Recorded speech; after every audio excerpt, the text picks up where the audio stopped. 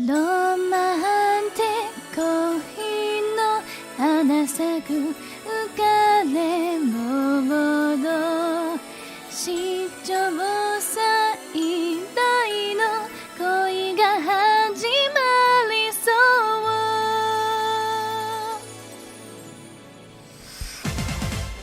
Howdy, Pomodachis! It's been 2 long, amazing years. Are you guys as excited as I am? Let's go! My karaoke mic is not working, but that's not gonna stop us! 毎日見かけるあの人に恋してた普段は仲間とはしゃいでる目立つ人自転車置き場の前油断していたら急に彼が携帯番号メモにしてくれたロマンティック恋の花咲く地元の駅いつもと違う景色に変わったロマンティック恋の花咲く浮かれモード悟られないようにメモを受け取った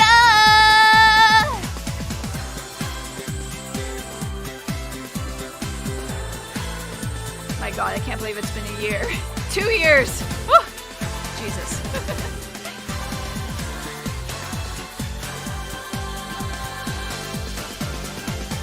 追いつくまでメモは見ずに一目散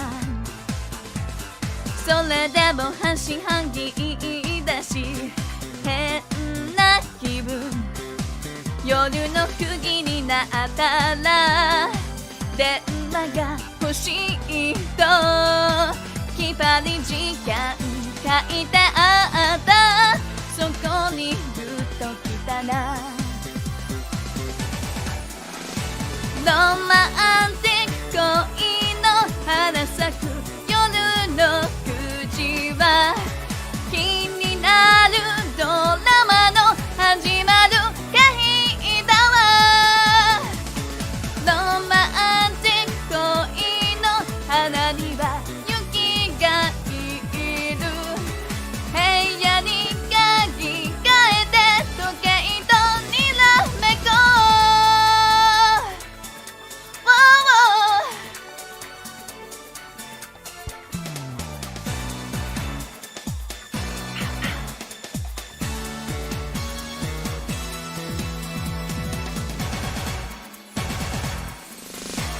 ロマンティック恋の花咲く夜の9時は史上最大で心のビッグパレードロマンティック恋の花咲く私の部屋いつもと違う景色に変わったロマンティック恋の花咲く浮かれモード悟られないように恋が始まりそう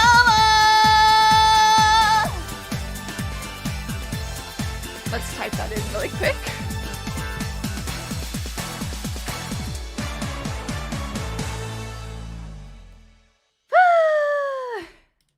What a way to start it off, right, guys? Meow day, everybody! Hello, hello! Welcome. Can you go... Oh my god, 2 years! How? It's funny, it feels like it's been a lot less than that. And I think part of that is just because there's been so much going on. But wow, 2 years. 2 years with my Pomodachis. It's crazy. But hello, everybody! I'm so curious. So, how many of you are year 1, year 2, or day 1 Pomodachis, I guess I should say? So, like, did you join now on the second year, or did you join from the like first anniversary? I'm very curious. I'm gonna make a poll right now. Are you day 1, day 365? Is that how many days there are in a year? How many days in a year? Yes. See, I know my numbers, Pomodachis. That's one thing you can count on me to know. And then times 2, that's day 730. Let's do that. How long have you been Pomodachi? I'll wait.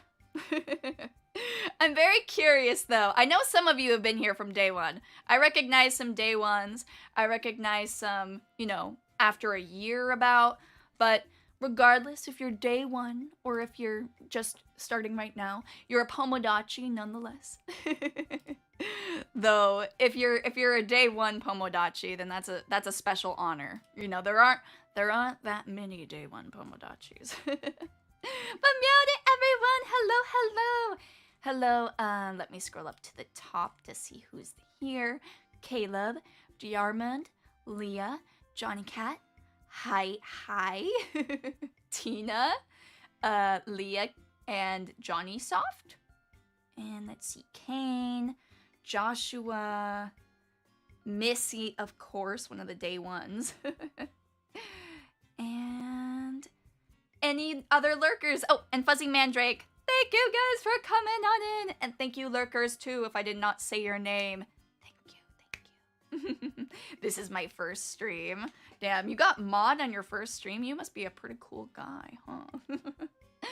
Time passes fast and I dislike it. Yeah.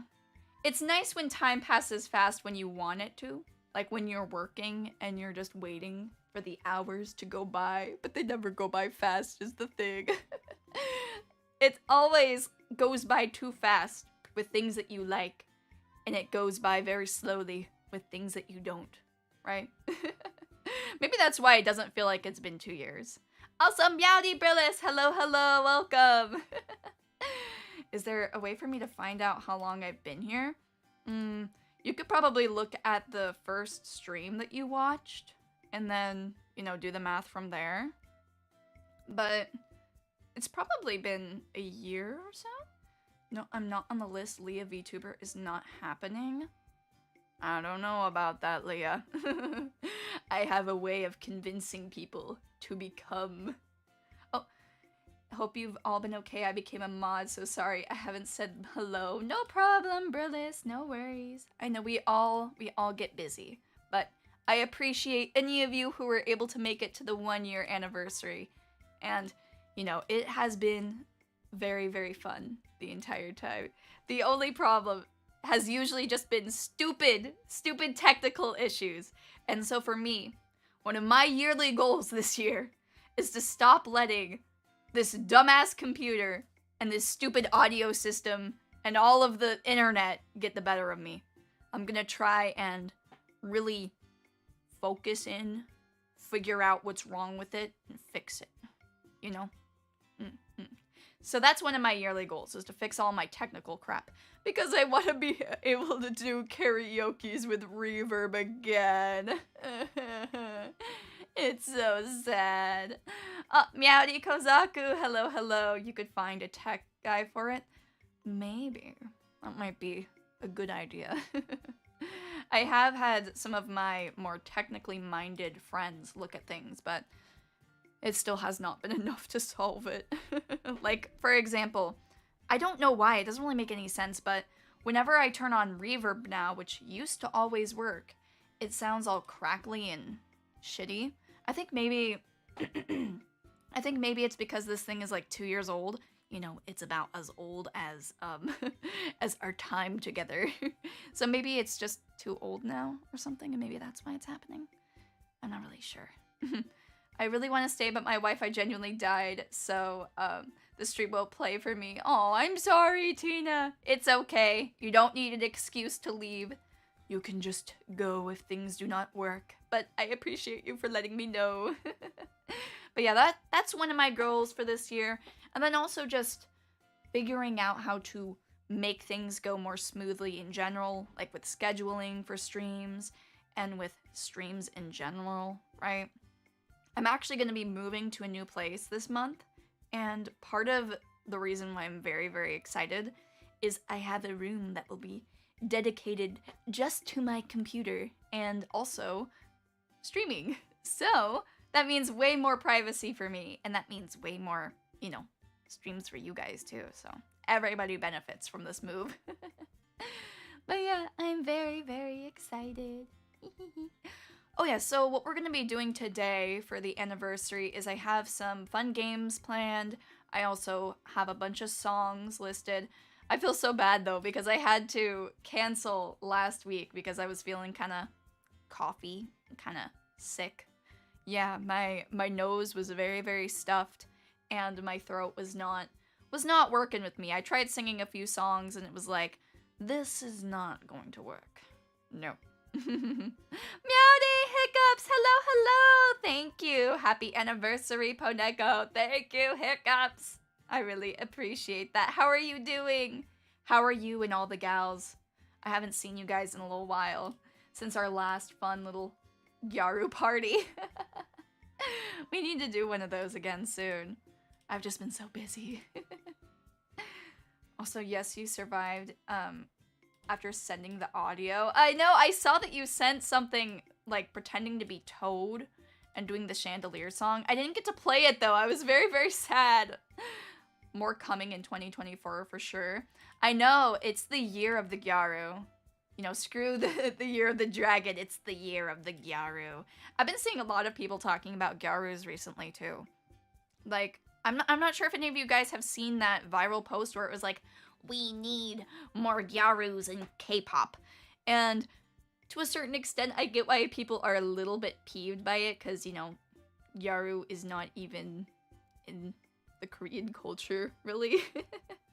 And also because they're, you know, Gyaru in J-pop, so you could always just watch that if you really wanted to see Gyarus.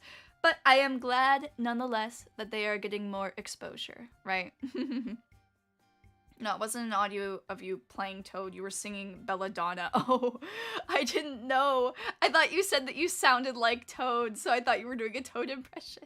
I have not watched it, though, so don't worry about it. Don't feel embarrassed. Your voice can be used to break windows and steal stuff. Hey, I mean, at least that means it's useful for something, right? Ah, Meowdy Noah, hello, hello. Anyways, let's do another song. Okay, what do I want to do? I swear, a lot of these I was practicing with reverb on, so I don't know. I feel nervous. Let's do this one. 2. I got some Vocaloid songs as well, for those of you that are big Vocaloid fans. So, you guys are going to be eating well today. There are going to be quite a few Hello Project songs in there, but I also got some anime openings, so you can't be upset with me. And they're also from different groups, so do not be mad. Okay, let's do one of the Vocaloid songs. Let me get it up. Pretty much all of the Vocaloid songs I chose, though, are by Sam Free. Because he's my favorite Vocaloid producer. And also just because, like, you know, rest in peace and all that. It's been a while since he died, though, I think. Very sad. Let's put that in. Oh, Meowdy Snake Guy! Yellow, how goes being a granny cat now? Excuse me, 2 years old is not that old. Even for a cat. In cat years, that's like 14, so I'm not that old. Though, I wouldn't calculate my age in cat years anyways. But anyways, 2 years is not that long. Oh my god. It's so sad though, because I feel like I missed a lot of really good times with you guys in the early parts of my career, I guess I should say. Because my internet never worked. It was really out to get me. I don't know. The ISPs did not like the radiation or something. I mean, in VTuber years, it's like 34. Damn. Am I about to be put down soon for old age, guys? Oh no. That's so sad. Alright, let's do another song. I'm gonna take a swig of water. Turn off my chatting BGM. If I forget to turn off my chatting BGM, by the way, let me know. Oh, before I start though, Meowdy Crook, thank you. Congratulations on 2 years. I know, it's been so long. It's crazy. Lily Lily Burning Night. Karaoke. I'm not an Oba-san. Come on.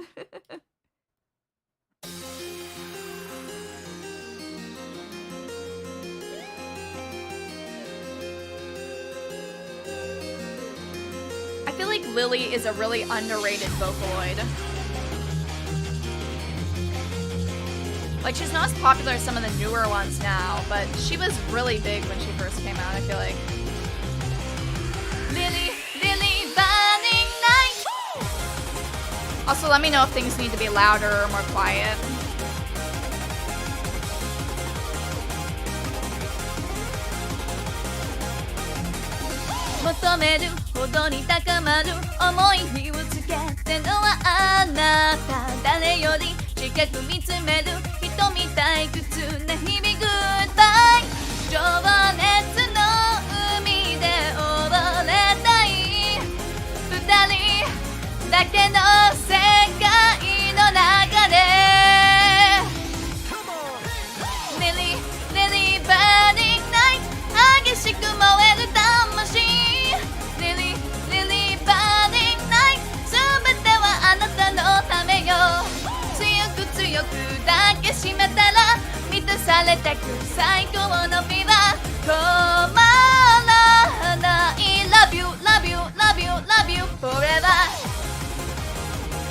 Mayu is also pretty underrated. She also kind of used to be bigger. I feel like Mayu probably has one of my favorite Vocaloid designs. 危ういほどに重なる吐息ハートに触れたあなた注いだ愛で濡れた唇どかせのないダイナマイト親愛の空を飛んでゆく時を超えた楽園へ行こう Lily, Lily, burning night 消えない愛の炎で Lily, Lily, burning night 全てを燃やし尽くすわ何もかもを脱ぎ捨てたら抑えられない衝撃のフィーバー加速する Love you, love you, love you, love you, only you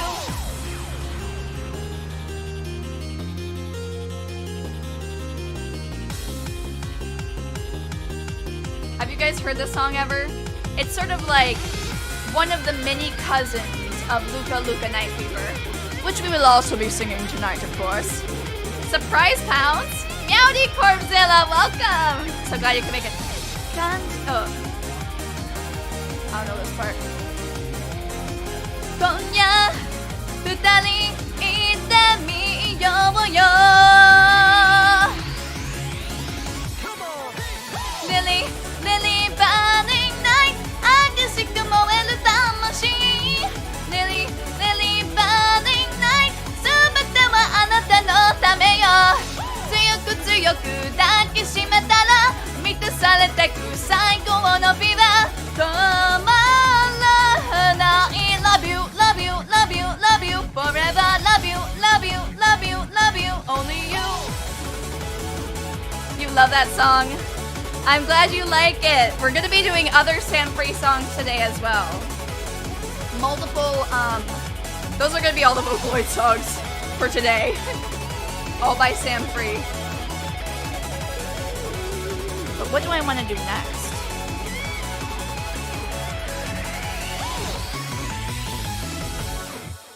So something I kind of want to do is a highlight from back in ye olden days. You know, one of the first songs that I actually ever did on my, I think it was on my debut. And also, I have a video of me singing this song in karaoke on my channel. So I feel like, you know, I should do this song. Because of the memories, you know. Do any of you guys recognize this one? Well, if you were at my debut, you're gonna recognize it. And you said you weren't old. What? Are you saying that Sam Free's too old? Or are you saying that I'm so energetic, I'm nothing like an old person? I'm not sure. Either way, I'll take it as a compliment because otherwise it would make me sad. Okay, let's do this. For memory lane. I just need to get the lyrics up. Not because I'm old and I forgot the lyrics. That's not the case. I never knew the lyrics, so I didn't forget them because of memory loss. So checkmate. Checkmate, Snake Guy. My memory's just fine. I just don't know it.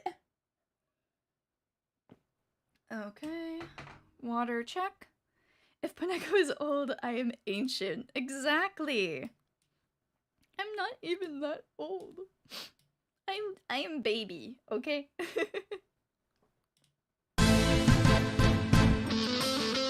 Actually, I gotta...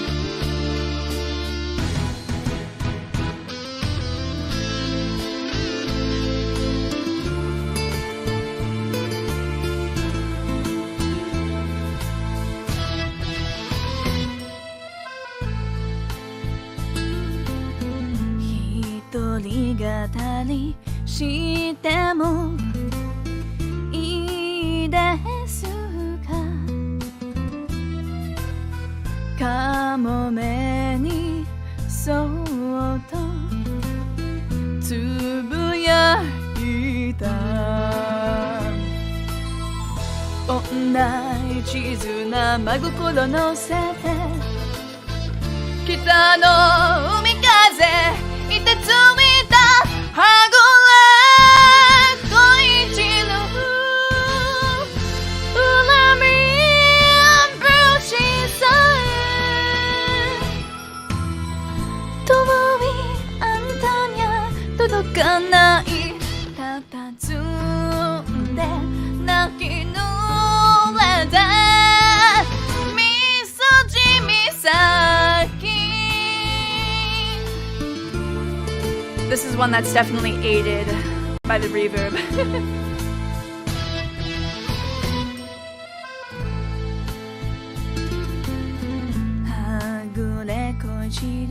Oh, actually, that's the wrong lyrics. Oh, wait. I'm reading the wrong part. Let's backtrack here. I got distracted by reading the chat.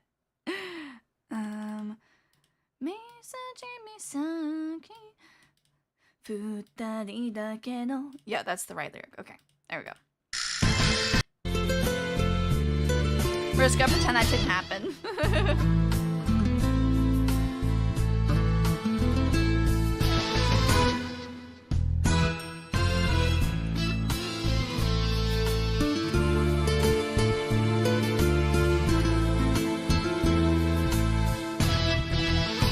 But they look so sad. 二人だけの宿で泣ききりずれ愛した夜を悔やんでも男勝手な約束ばかり何も叶わず終わり待つ波のしぶきにこの身投げたら遠いあんたに愛そうで恋しさに捧げたいみそじ魂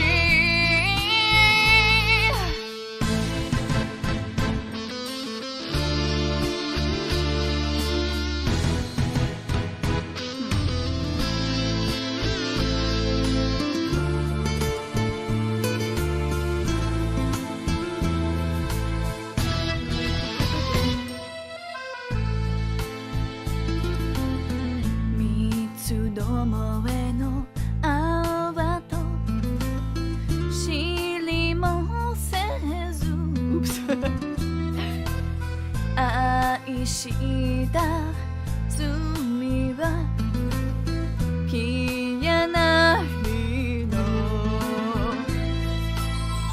誰を選ぶか決められないと別れ上手な人でしたあぐら恋しぬ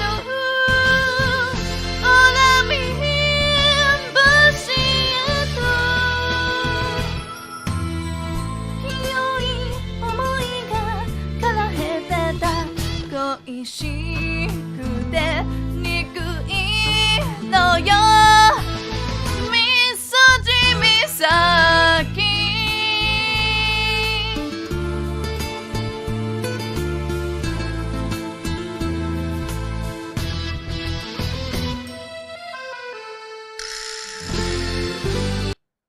Oops.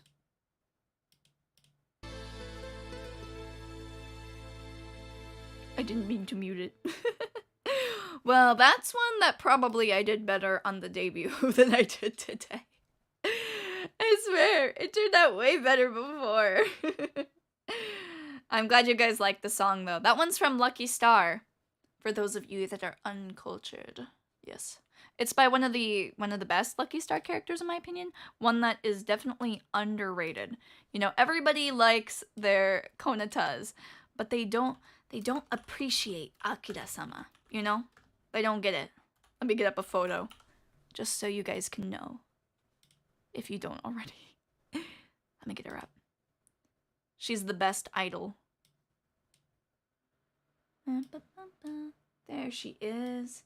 Isn't she cute? Doesn't she look like such a nice, sweet girl? You'll have to watch Lucky Star to find out.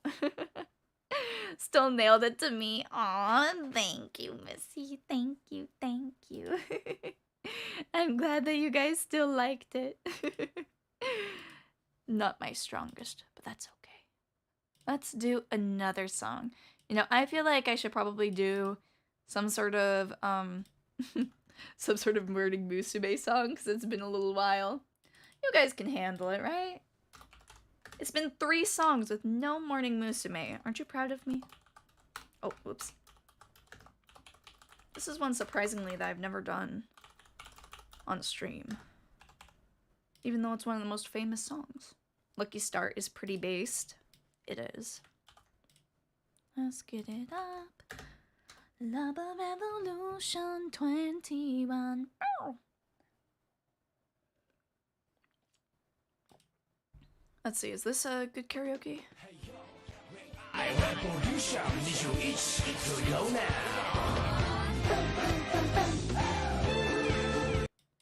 Okay, let me get up the lyrics and then I'll start. Love Revolution 21. Sounds pretty good to me. Yeah, I get all of my instrumentals from YouTube. Are you impressed at my resourcefulness? That is how I get all of my instrumentals, though, for the most part. Unless I have them custom made. I'm thinking of a song, Radioactive, now.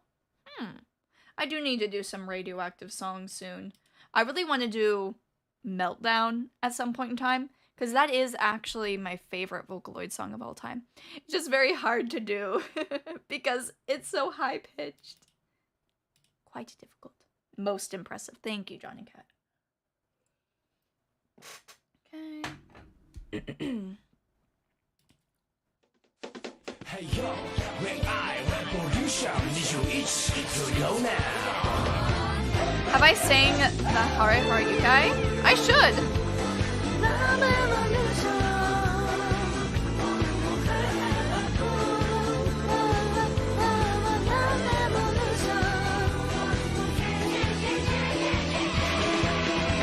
Kanpai bebe, kami kopu de yaいいんじゃない Oh yes 気持ちが大事飾りはベベあるものでやいいんじゃない Oh yes 愛にで勝負愛する人よ Tell me tell me 寂しい時は Baby baby どんな人にも Tell me tell me あるというのは本当なちょちょちょいい感じちょちょちょちょいい感じちょちょちょいい感じちょちょちょちょいい感じちょちょちょいい感じちょちょちょちょいい感じちょちょちょいい感じちょちょちょちょいい感じ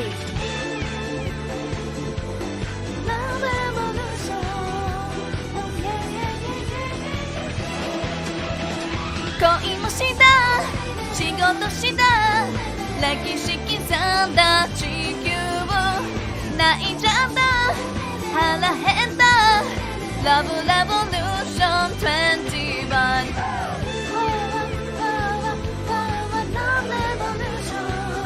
I'll try and do like a TV version of Hare Hare Yukai. I think I know it well enough I can do it. I guess we'll find out soon. 行こうぜベベ自転車でいいんじゃない Oh yes 勇気が大事下手くそベベあんたこそでいいんじゃない Oh yes 愛情で勝負愛する人よ Tell me tell me 楽しい時はベイベーベイベーどんな色した Tell me tell me 普及で決めればいいのかちょちょちょいい感じちょちょちょちょいい感じちょちょちょいい感じちょちょちょちょいい感じちょちょちょいい感じちょちょちょちょいい感じちょちょちょいい感じちょちょちょちょいい感じ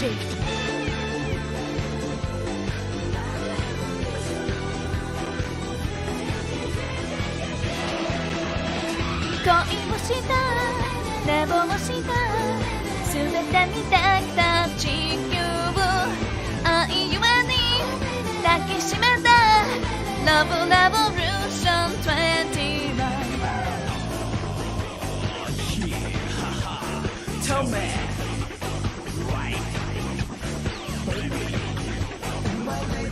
This is the Y2K song like this Revolution all together now So tonight the night she's taking morning So let's drop it ちょちょちょいい感じちょちょちょいい感じちょちょちょいい感じちょちょちょちょいい感じ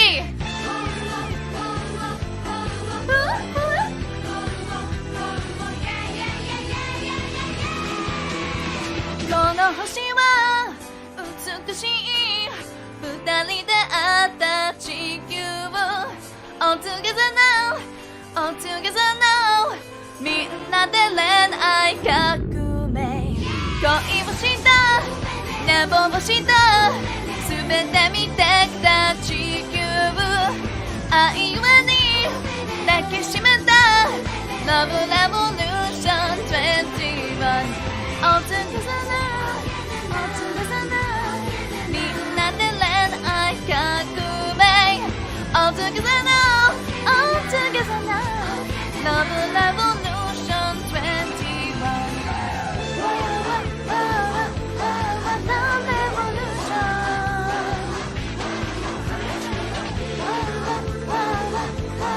Love Revolution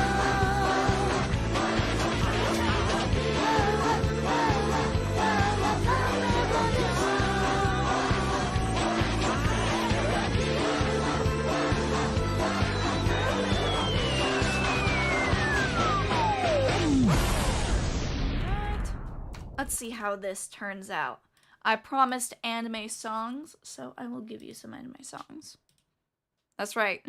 We aren't taking requests, but if I see a song that I recognize that I would possibly do, I might do it. So, yes, I know, very nice of me. Let's see, is there a TV size karaoke version of this? Oh, okay, good. Let's see. Okay. Oops. Run ice circulation. I've already done that one, though. Ugh. But maybe I can do it. Just for you. And for the Pomodachis.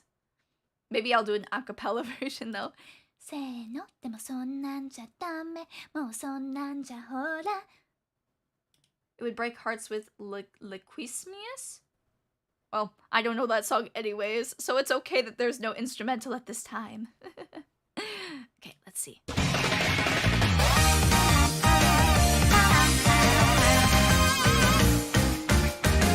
なぞなぞみたいに地球儀を解き当てしたらみんなでどこまでも行けるね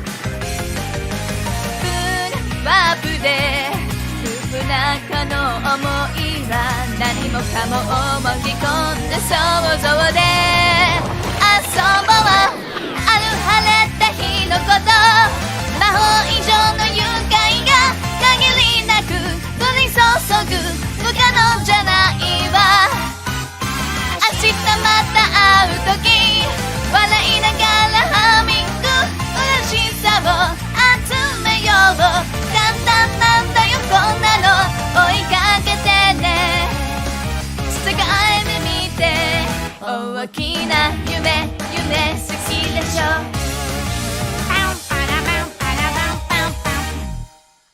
Yeah, the lyrics that I looked up were not TV size, but I could do it. 時間の果てまでブンワープでループなこの想いは何もかもを巻き込んで想像で遊ぼう It's such a good song. Oh my god. But let's go though. Haruhi fans in the chat? Oh my god. I wonder what so for me, when I was a young weeb, the dance I would always do was the Hare Hare Yukai. Also, I'm probably saying it wrong, but I don't know. I never learned how to say it right. But I would always do that dance. That was my dance of choice when I was doing my cringe weeb dances. I wonder what the dance of choice is nowadays. It's probably some cringe TikTok dance, unfortunately. But I wonder, do you guys know if there's a particular dance that's really popular for young cringy weebs now? I don't know, maybe it's the marine dance, you know? The what is the song again? That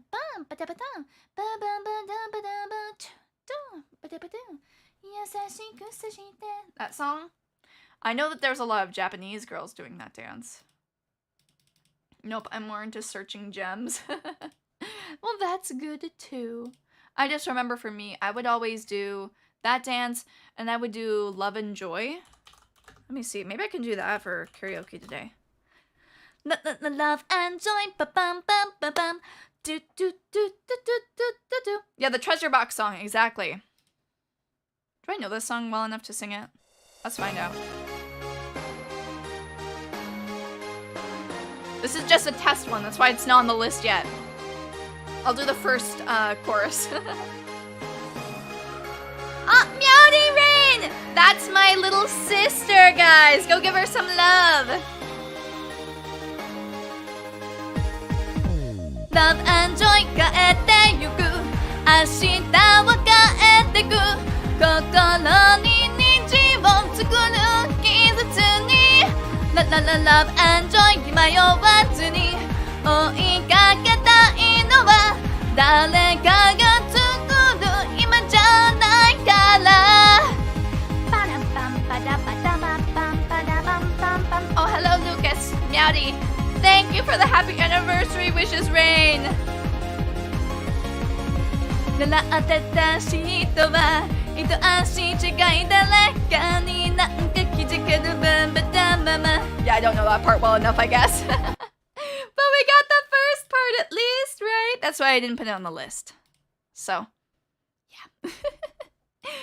That was another one that I used to dance to. There's a very iconic dance for Love and Joy. Also a very iconic dance for Luka Luka Night Fever. Which I should probably do now that I'm on this tangent. So that we can all escape hearing about my my cringe weeaboo days. For my sake and yours. Yeah, but I was definitely a mega weeb. For me though, my most cringe days were in elementary school. Which I'm glad about, because I think I mostly skipped the super cringe middle schooler and high schooler phase, and I got it done early, you know? I like to get my stuff done early, get it out of the way, so I was super mega cringe, and so was everybody else at that age. You know, I might have been a little bit more cringe, because I would wear a Miku cosplay into my class, but, I mean, honestly, wasn't most of the stuff that elementary schoolers wear weird anyways, right? You were a late bloomer getting into anime. Yeah, I was early. I was very early, so I got it out of the way. And I remember when I saw other weebs, but they were going through their cringe phase, I was like, oh god, I was so anti-weeb, it was wrong. It's like, I hate weeaboos. Grr, they aren't a real otaku like me. No, but I didn't use the otaku slang anymore. Because that's something that cringe weeaboo would do, right? Never got to super cringe, but weeb enough. I see. Cringe or not, it's kind of fun looking back at it. Thank God you grew out of your Naruto phase during elementary school. That's the thing, is I was never into Naruto or into Pokemon. That stuff was too too mainstream for me. I truly was the anime hipster. Meowdy Sarah, hello. If someone needs a punching bag, no, Leah. No. We would never punch you. Do not punch the Leah chat. Even if she asks you to. Don't do it. Let's do it. Let's do it again, but right this time. Let me know if the audio is off, by the way, because, you know, it's hard to balance this stuff for each song, especially when I don't have reverb. 右から左へと言葉が流れる退屈そうな顔画面見つめる君試験の壁越えていつでも会いに行く心の準備をちゃんとしておいてね君のこと誰よりも分かってるだから私に任せて怖がらないで二人で踊りましょうルカナイトフィーバー弾けるリズムに合わせて嫌なこと何もかも全部忘れてルカナイトフィーバー私はここにいるから少しでも視線をそらしちゃダメよ These songs are even more tiring than usual because I'm dancing partly. I can't sing the song and not dance, okay? 重くて見らない兄貴に釣られたい心で読んでみてすぐに飛んでゆくわ授業では教わらないことを君に教えてあげるわ夜の扉を二人で開きましょうルカナイトフィーバー溢れる想いは for you 感じあるこの時を胸に刻んでルカナイトフィーバー朝日が昇ればさよなら寂しそうなそんな目されてもダメだから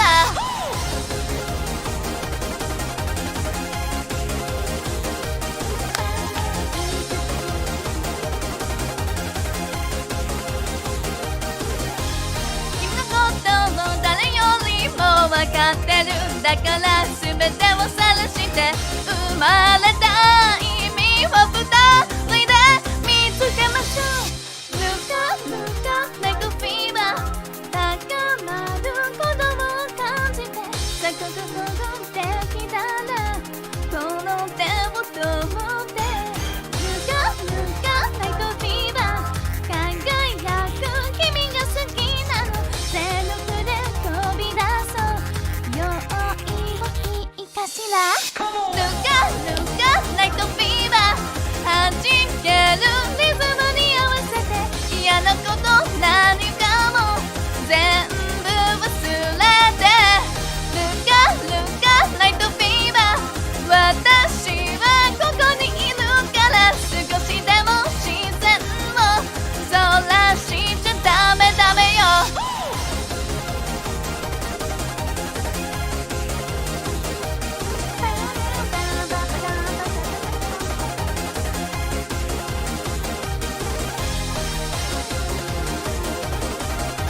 there's a really, really good flash mob to this song. Have any of you guys seen it? Where there's like 50 people dancing to this. Dame, dame, yo.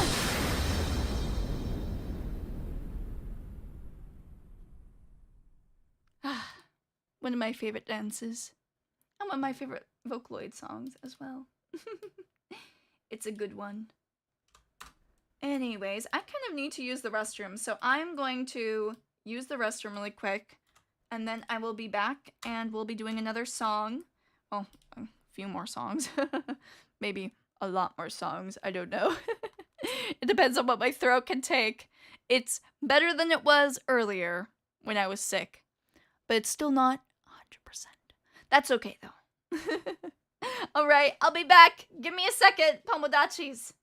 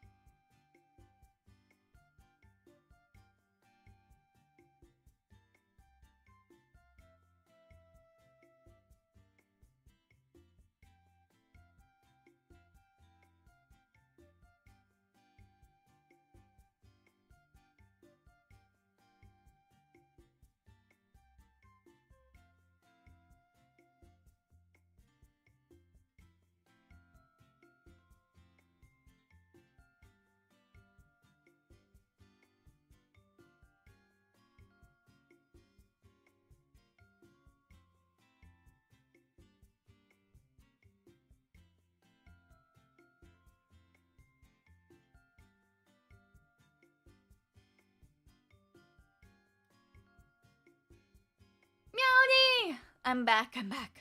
You guys didn't do anything bad while I was gone, did you? I'm scanning the chat right now. Looks like you guys were pretty well behaved. Unlike usually. Okay, let's do another song, you guys! Let's see. What would be a good one to do next? Let's switch it up and do...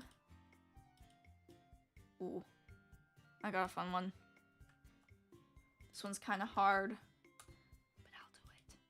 Have any of you guys watched Slayers? Do you know what I'm talking about?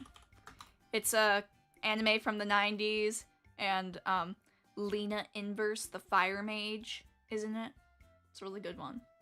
You were planning to fake robbery with dolls? Interesting. Never watched Slayers? It's a good anime. I recommend it. You know, it's sort of like what I imagine Dungeons and Dragons would look like if it were an anime. Like, it takes a lot of inspiration from at least what I think is more Western designs, a Western animation. I mean, clearly it's still an anime, but the designs kind of remind me more of like a older Western show or something. Slayers. Okay, now I have to watch it. It's good. It's good. I really recommend it. You know, the characters are fun. It's a silly show. There's dungeons, magic. What more can you ask for? There's no hitting on girls in dungeons, though.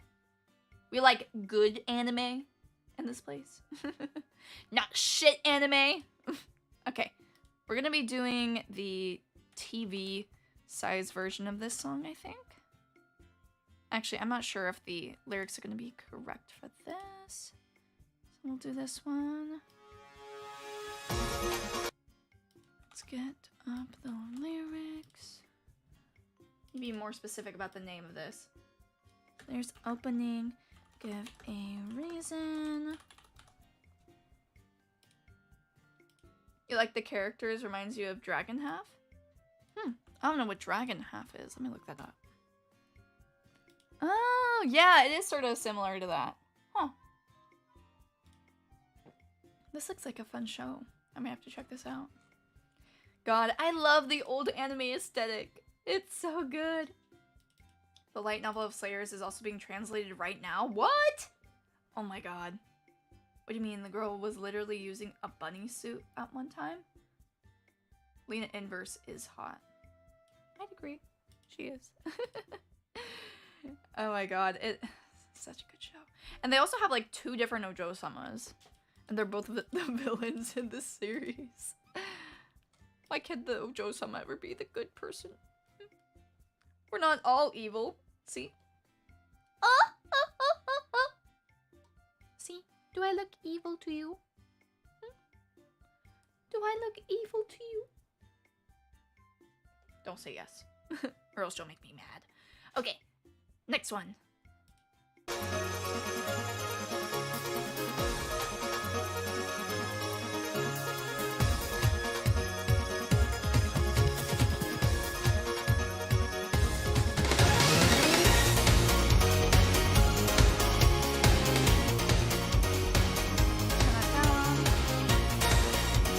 We're doing the short version.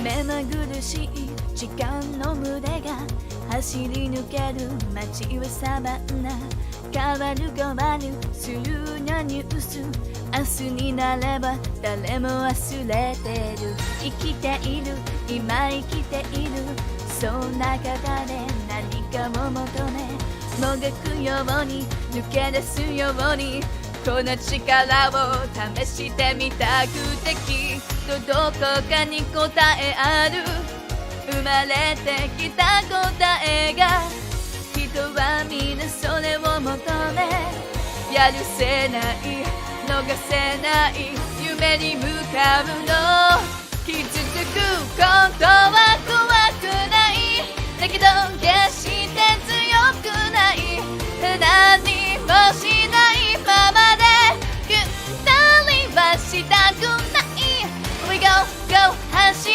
続ける何も止められはしない未来の自分へと Give a reason for life 届けたい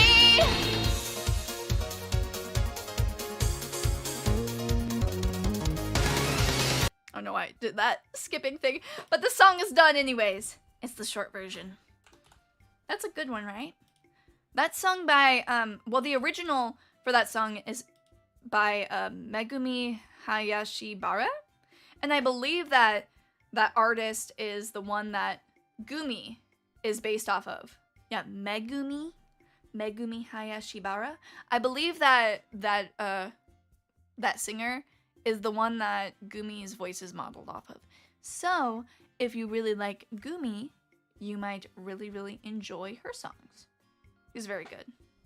She's done a lot of the classic anime songs. She also did the what's it called again?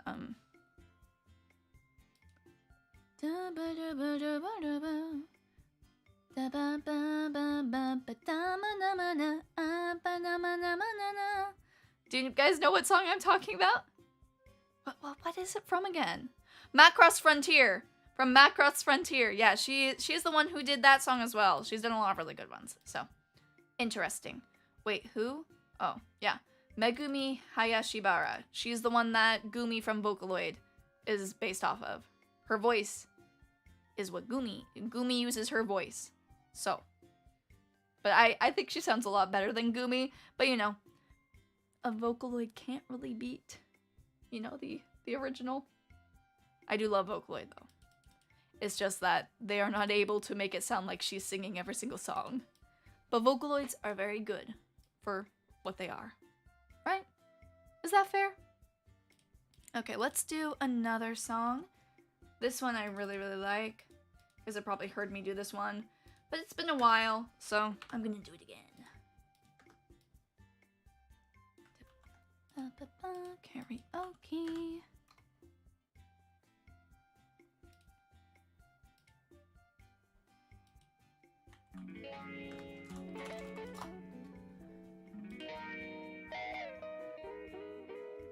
I love this song. I always love that really beachy sound. Even though I never go to the beach.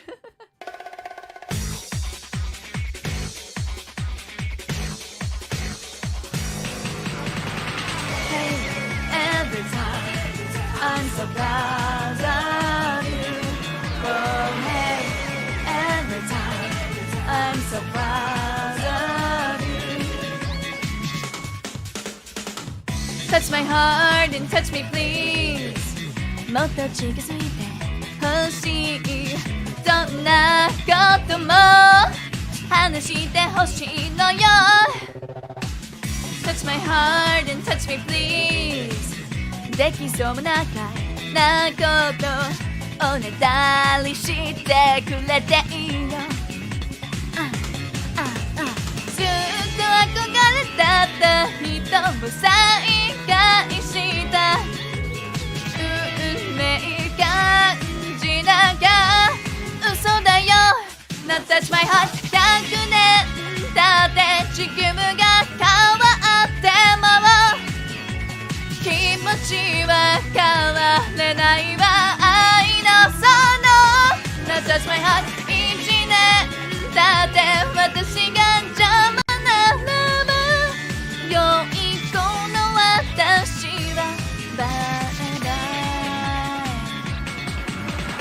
Hey, every time I'm so proud of you.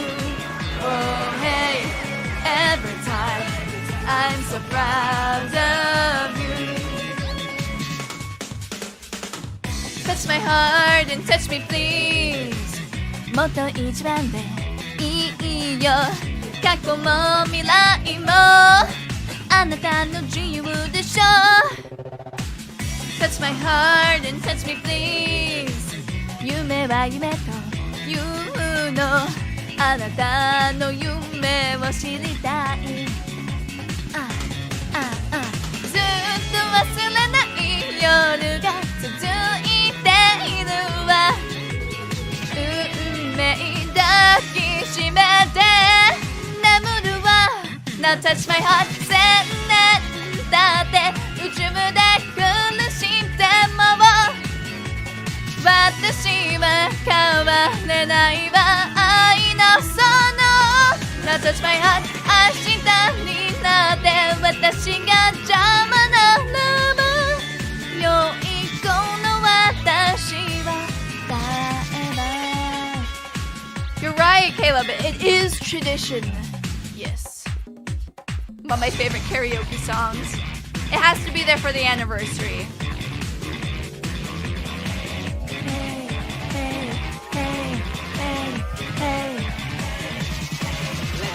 One, two, one, two, one.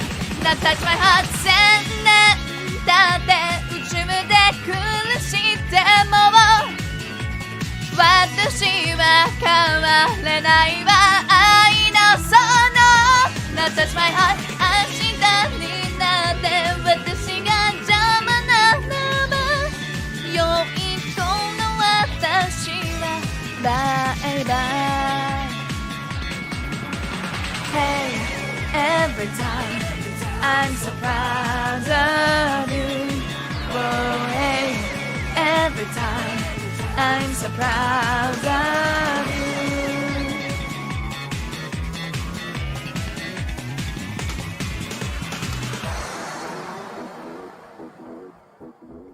you. Missy, you're so sweet. Thank you, Missy. But yeah, it's tradition to sing that one. Even if you guys don't know Morning Musume, I have a feeling that you guys might know that song now, thanks to me. Oh my god, it's Musei! Hello, Meowdy Musei, Meowdy, Meowdy, Meowdy! Hello, hello! So, now that Musei's here, she actually reminded me of something very, very fun. Muse and I are going to be doing a super special, super secret duet cover together. It's gonna be probably released sometime soon this month. The preparations are all in order. We just need to iron down what we're gonna do and how we're gonna do it. But yes, there is a super cool duet that we're doing. It's super secret though, so you know. so don't tell anybody. Well, actually, you can tell people if they want to watch it. I won't be upset. Muse, will you be upset if they tell people? Been so hyped, so glad it's come to fruition. Oh my god, and it's Uni too! Meowdy Uni! Hello! Welcome! Oh my god, so many friends all at once. This is crazy. Hello, Uni! How are you doing? Oh my god. Uni has so much fun stuff up her sleeve. You guys are not ready. You're not, I swear. It's gonna be so good. I'm not gonna give away anything though. But all I'm gonna say is keep an eye on Uni, you know. She's a crazy little alicorn. And she's also my older sister, for those of you who don't know. Something is going to nerf her? Oh no! Uni, don't get nerfed! Oh my god, so crazy. Alright, let's do another song. Let's see, what do I want to do next? Okay, so I'm gonna do this song afterwards. Ame no Chi. This is a kind of hard one, like very high notes, but I think it works to do after Ai no Sono because Touch My Heart, that song, it was basically, it's a Morning Musume song, but it's like a subgroup of Morning Musume back when they were like split up for a little while. And so the song that I'm doing is from the other half of Girls That Were Split Up. Your song choice is just, oh my god, music, somebody gets it. Somebody understands. We did some fun ones today. You know, the Pomodachis are eating well. It's not all of the same songs this time around. Okay, gonna take a drink of water, and then we'll sing. Oops.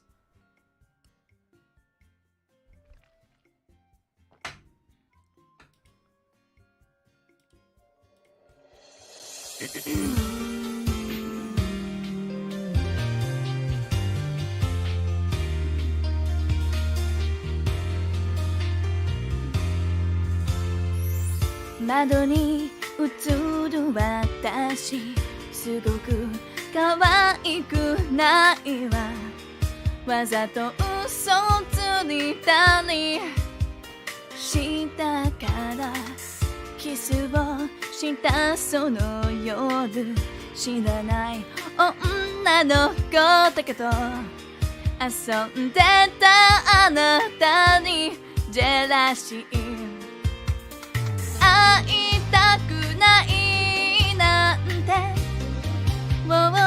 yeah なぜ言っちゃったのかな大好きすぎて悔しいねえねえねえ今日の涙はしょっぱすぎるわ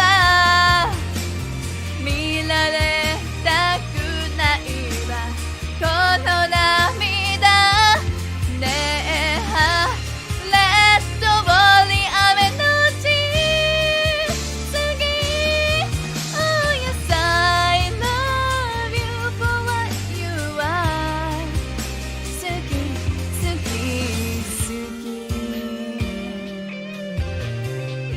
Oh my god, she brought out the bread!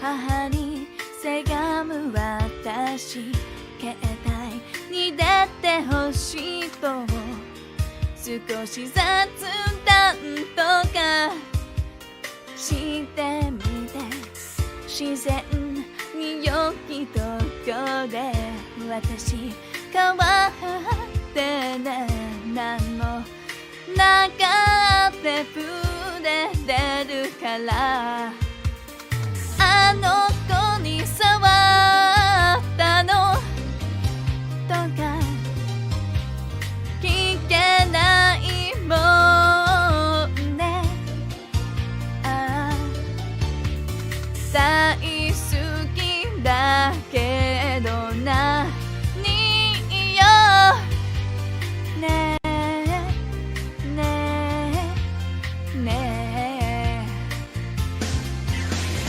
明日は泣かないもう泣かない最後にするのよこの涙ねえレッドウォーリー雨のち次 Oh yes I love you for what you are 好き好き好き Thank you for shouting out Muse and also Rain and hopefully Uni soon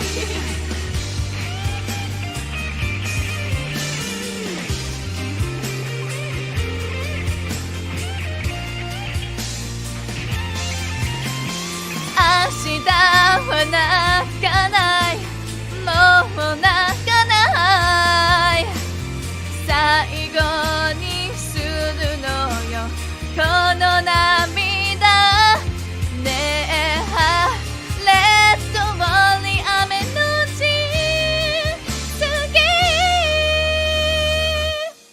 Oh yes I love you for what you are 好き好き好き Until Poneko light sticks are real, may the bread light the Pomodachi's way. I will accept that. I'll accept bread. I'll accept cake. I'll accept candles. I'll accept whatever you got. The bread will be donated to Uni after the show, though. Some of it. I'll have to eat the rest of it, though. But you know, as a good younger sister, I gotta give my older sister her bread. You know, she needs it. I do really need to make bread one of these times. Uni, we need to do a bread making stream. That would be good. You know, I got the kneading technique. I got that kneading technique. Cause I'm a cat. You get it? We have to make bread one of these times. It'd be good. You're listening while practicing Japanese with Duolingo? I've noticed that Duolingo seems to have had a comeback. I remember people were saying that like Duolingo was trash for a long time, but I've talked to about like 3 people now, and they've all mentioned Duolingo and learning something on Duolingo. Bread and biscuits making stream, yes! Oh my god, I do love me some bread.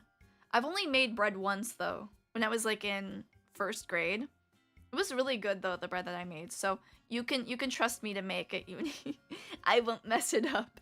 No, but it was tasty. It was very salty bread, which some people might think that's a bad thing, but I don't know. It was yummy. I like me some salt, so it was good. I think they redid their stuff now, so it's better. Oh, Duolingo. Duolingo redid it and made it better. Huh. I see. What did they change? I'm very curious. I might have to use Duolingo myself because I do want to learn Japanese one of these times, but I did one lesson with a private tutor and she was very good. But like, I was thinking about how much money it was going to cost to learn Japanese and the time commitment. And then I just kind of stopped for a while. Just as long as it's not fully radioactive. Come on, a little radiation ain't gonna hurt ya. Haven't you seen that thing about how plutonium tastes like candy? You know, so the Poneko tastes sweet. Confirmed. And it would probably taste pretty good in bread, don't you think? I wonder if it's kind of like antifreeze. I don't know. Better HUD, more languages, better way of learning, more examples, and you can do like friend challenges. Oh, that was pretty fun. Musa, maybe we need to get Duolingo together and do friend challenge. You want to glow after eating the bread, but you already glow. You're so radiant, you say. But definitely eating radioactive bread is one way to glow. What are you confused about, Fuzzy Mandrake? What did I say? What did I say that was so confusing? Do you not want to eat plutonium? Is that it? It has really cute characters that help you pronounce the words. Are they cute? Oh no, I've just heard that the Duolingo owl is very evil and scary. So I'm a little nervous about downloading it. I don't want to get in trouble. You understand? Oh, let's do another song. This one's kind of a hard one. But I'm gonna do the TV version of the Evangelion opening. That's right, Pomodachis, you're eating good today. You probably recognize like 50% of the songs as compared to your usual like 5%, if I'm being generous. You taste like plutonium? Probably, I don't know. Plutonium is tasty though, but very deadly. Plutonium. I've been craving plutonium. I'm gonna be putting in my 2 weeks notice with the foundation. Unfortunate news for you. I don't recognize most of them. Oh no. It's okay, Leah. I'll just have to re-sing them over and over again. You're gonna know this one though. You're gonna know this one for sure. If you don't know this one, I'm kind of surprised how you even found me. Because you're borderline a normie at that point. No, not really, but kind of. Okay. Let's do this one.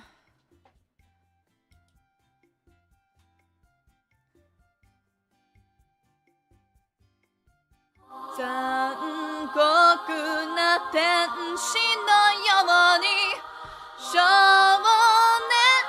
年よ神話になれ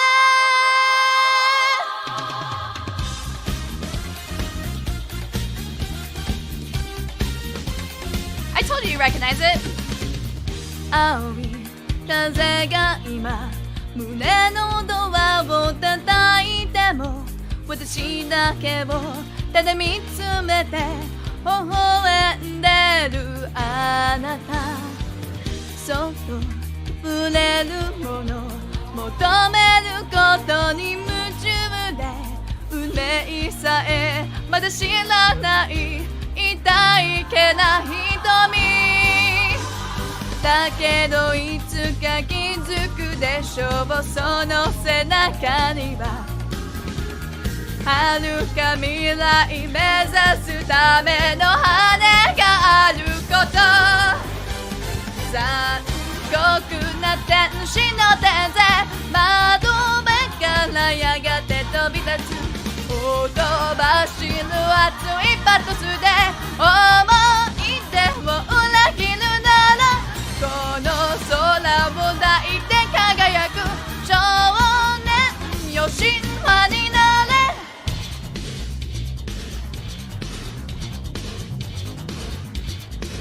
You're getting a TV-sized cover of that, though. I can't show all my cards at this time. Not because I don't know the entire song or anything. Which I definitely do. But we're just gonna have to save that for another time. But seeing how hype you guys got over that one, I might need to learn that entire song more. I do like that one, though. That's a good one. It scares me how popular Evangelion and Dragon Ball is in Mexico. I mean, I know Dragon Ball is super popular in Mexico, but I didn't know that Evangelion was. I know just the start of Evangelion, but never saw that far. For me, I still need to watch the movies. I've only watched the first season, or whatever. It's only my favorite anime song ever. Let's go! Damn. It's a celebration for everyone. Also, oh my god, it's Lena! Hello, hello! Henyo, henyo, henyo, henyo, henyo! Happy birthday to the Poneko channel. Thank you, Lena. It is the channel's birthday. You are right. Oh my god, it's so nice to see you. So many of my friends have popped in. It's so sweet. Jeez, I really should have had like a friend popping in section for my for my celebration. It was a little last minute at times because I had to move around the schedule so much. But Meow Day! Hello, Henyo. Radioactive moons? Let's see. I'm going to do another song. So we've gotten like several openings all in a row. So I'm gonna give you guys a little bit of a breather so you guys don't get too hype, you know? I'm gonna put in some more unknown songs so that you guys can rest a little bit. Okay. Let's do this one. Meowdy, how are you feeling? I hope you don't overwork yourself tonight, okay? Thank you, Lena. I feel like it's a little too late for that, though. No. Will not be overworking. I will just be taking a weekend hiatus tomorrow on Sunday to recover, so I'll be fine. Okay, next song. Morning Musume one. I'm feeling pretty good though, Lena. I'm not like 100%, but like I'm pretty close to it. The thing that I'm more upset about than how I'm feeling is just how my stupid karaoke thing won't work. Like, listen to this. This is with reverb, which I really like reverb, but I don't like having it have all these little pops. So see, pop, pop, pop, pop, pop, pop, pop. Do you hear that? Makes me angry. Someday, though. Someday, I'll have a generous patron Pomodachi who buys me a new microphone. And then I will be the best singer ever. It's not popping? What? I hear popping on my side. Let me turn it back on. Okay, so listen. You hear that? You didn't hear any popping? Maybe it's just on my end that I hear the popping. Maybe. Okay. I think what it is, if you guys aren't able to hear the popping. Oh, there is popping. Damn. No. Why? Oh, I was like, maybe my headset is making the popping sound, and the popping isn't real. Damn it. No. If it's long nuts, popping shows. If it's really short, it doesn't. That's weird. I wonder why that happens. Why can't you just work normally? Why? Okay. Let's get this song up. Okay. You just cut out of the oven. That's why you're popping. You're hot. Oh, thank you, Lena. That's a very nice way to look at it.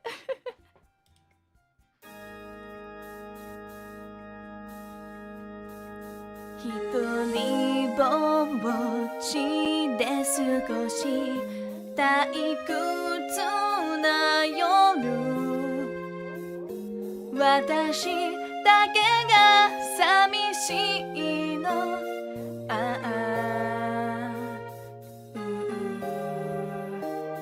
くだらなくて笑えるメール届いた、yeah、なぜか涙止まらない、ありがとう、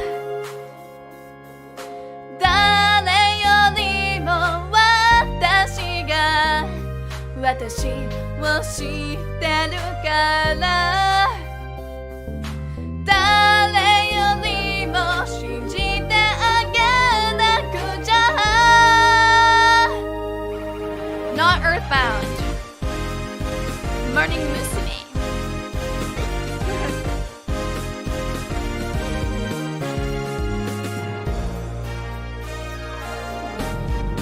人生の素晴らしいほれ誰かと出会ったり恋をしてみたり素晴らしい夢中で笑ったり泣いたりできる Yeah 誰かと話するの怖い日もある、yeah、でも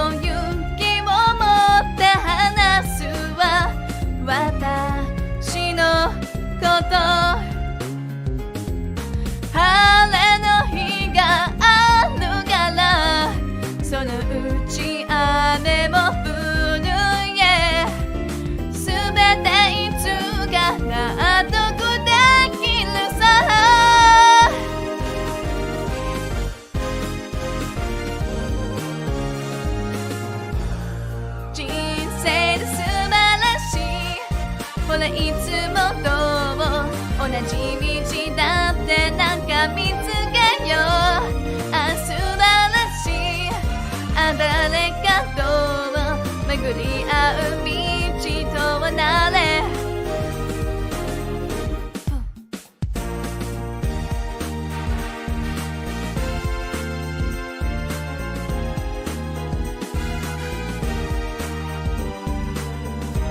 It's the Funa curse. There always has to be scuff. Funa mama, why? Why did I have to inherit the scuff gene? It's not fair!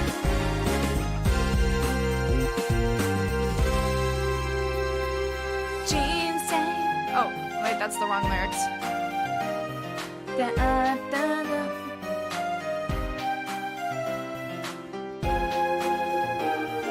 I don't recognize this part.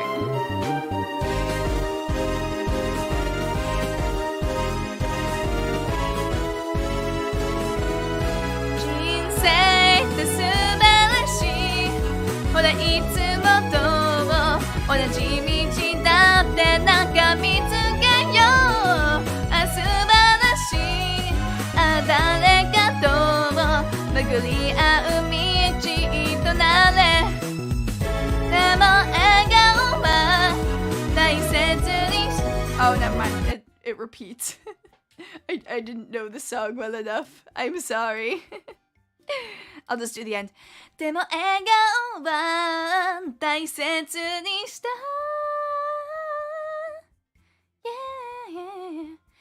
Yeah 愛する人のために There we go. It's done. And now we never talk about it again. There we go. Like mother, like daughter.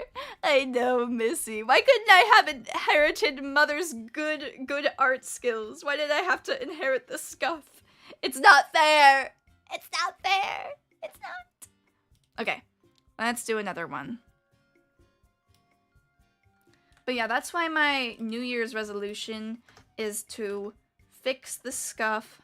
You know, the scuff that I can control to a certain extent. Even though I can't really control it because it just stops working for no reason. But basically, my New Year's resolution is to uncurse myself. Maybe I will need to see a, maybe I'll need to see like an exorcist or something to expel the evil that is making my computer never work. I don't know. It is a long name, huh? I'll just do Kono Chikibu now. Instead.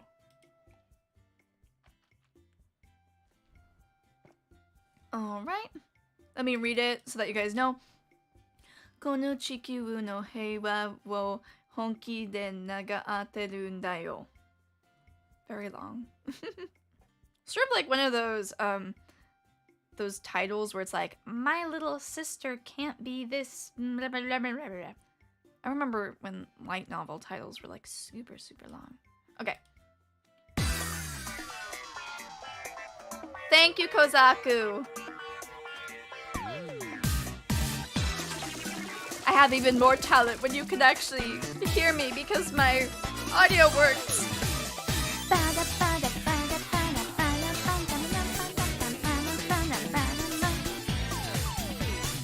They still are, I know. I just stopped reading them is the difference.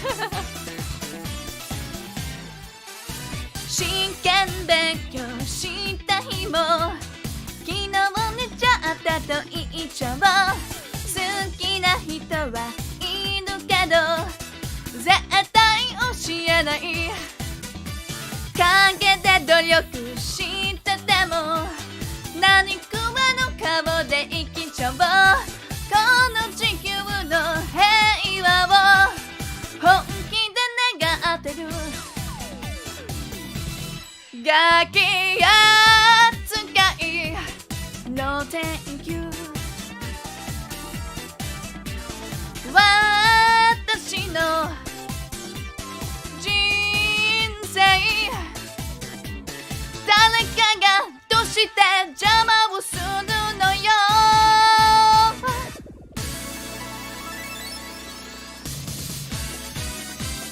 さあ行けみ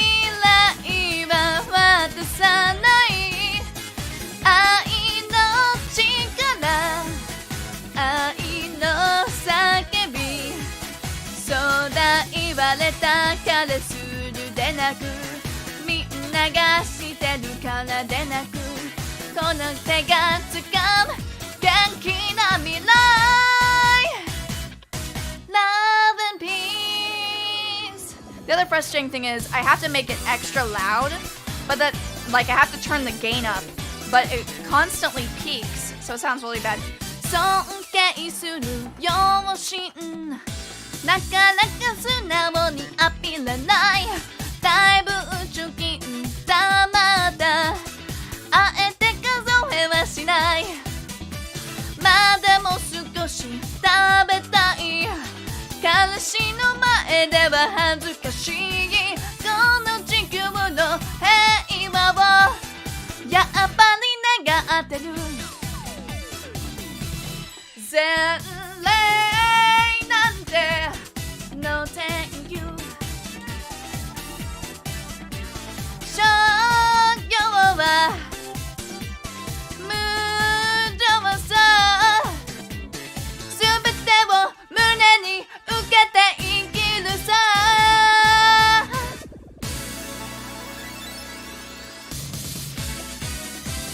さあ行け未来は渡さない、夢を抱け諦めるな、そうだただ鵜呑みにするでなく、辞書に載ってるからでなく、この手が挑む元気な未来 Love and peace.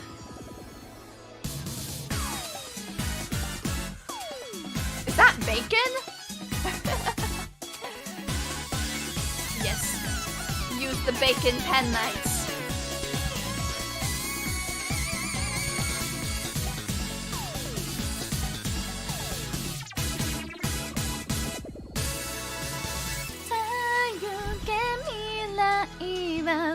「渡さない愛の力」「愛の叫び」「そうだ言われたからするでなく」「みんながしてるからでなく」「この手がつかむ元気な未来」「夢心は変えられる」「夢を抱け諦めるな」「そうだただ鵜呑みにするでなく」「辞書に載ってるからでなく」「この手が挑む元気な未来」Love and peace.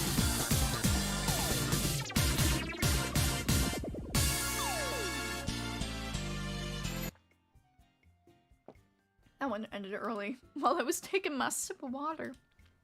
How rude. That's a fun one, though. That was one of my first ever Morning Musume songs that I ever discovered. So, it has a special place in my heart. Alright, on to the next song. I think I'm gonna do probably two more songs. Maybe a little bit more. We'll see. But I want to have enough time to be able to play a game with you guys. So, let's do only a few more. Okay.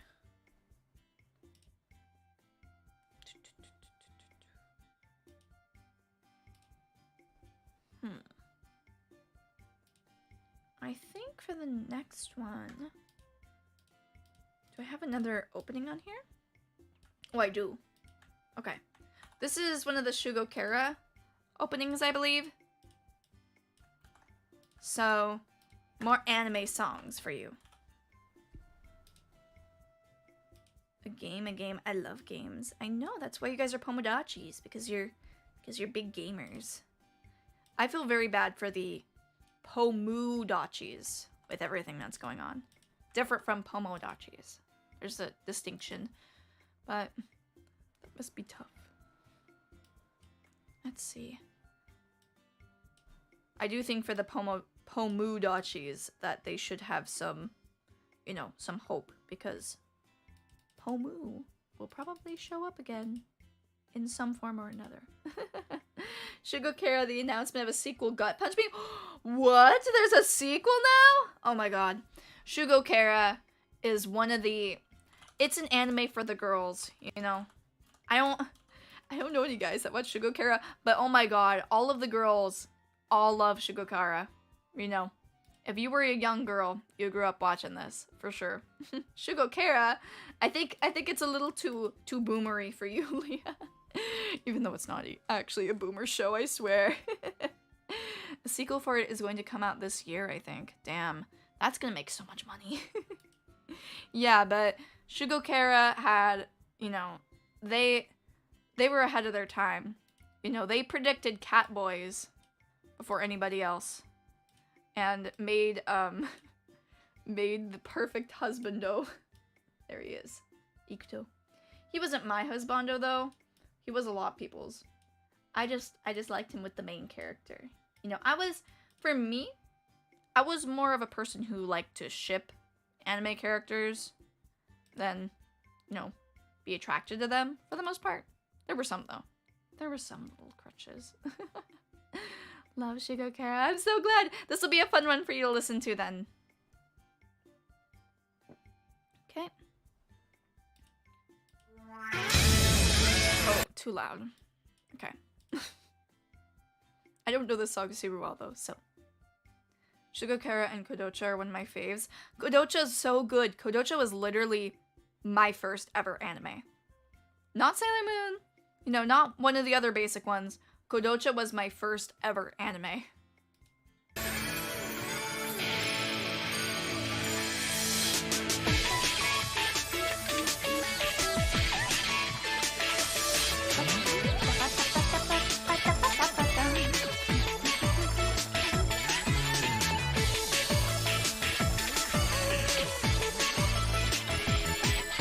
内緒で教えてあげるから誰にも絶対秘密だよ全然おためなからだってあの子とあいつは好きだってちょこっとそれも飛べちゃって大事な仲間がいつもいて突然からチェンしちゃうけど大きな心で受け止めて指切り玄満ハリセンボンラッキーハッピー任せてね宇宙の平和あれだけどみんなの心を守っちゃう一緒に払おうよラッキーハッピー任せてね世界の平和それはそれみんなの夢なら守っちゃう一緒にビーサイン一緒にビーサイン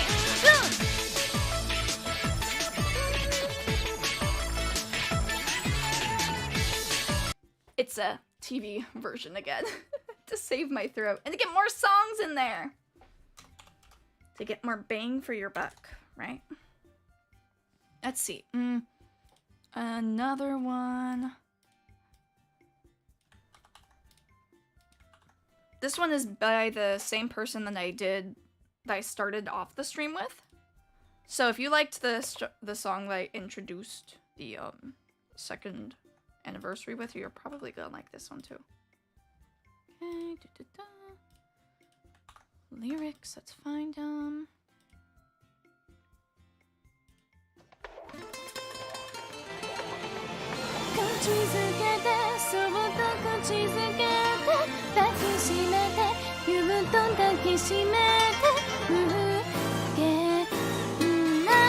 My dream. Poneko, I need to save my throat. Poneko, you get more songs. I know, I cope.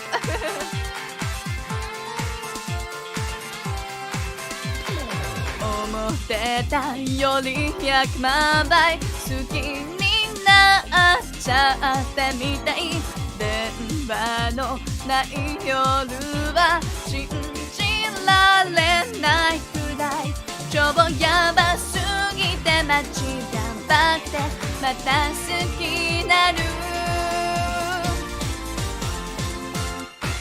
ねえどうして私たらこ恋をしちゃったんだろう。こうなんだどんなことも手につかないな。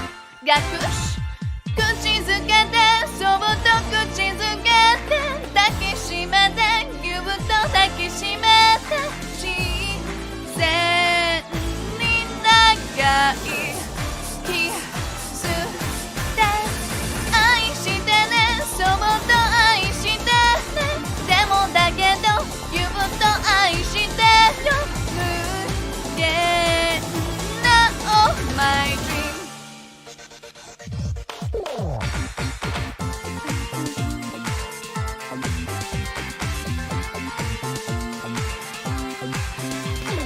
夏なんか別にどうってことなかった去年まではあなたと出会っちゃって全てが変わった超今みたいな純粋な感じ続くのみねえ夏は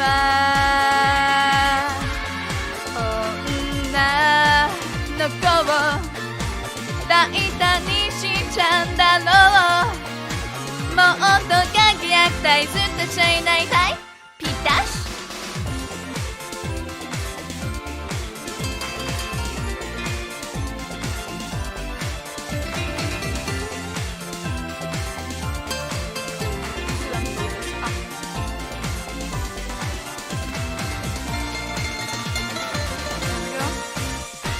ねえ夏は女の子を大胆にしちゃうんだろう。もっと輝きたいずっとシャイないたいピタシ口づけてそっと口づけて抱きしめてぎゅっと抱きしめて自然に長いキスで愛してねそっと愛してねでもだけどぎゅっと愛してよ本気だよ My love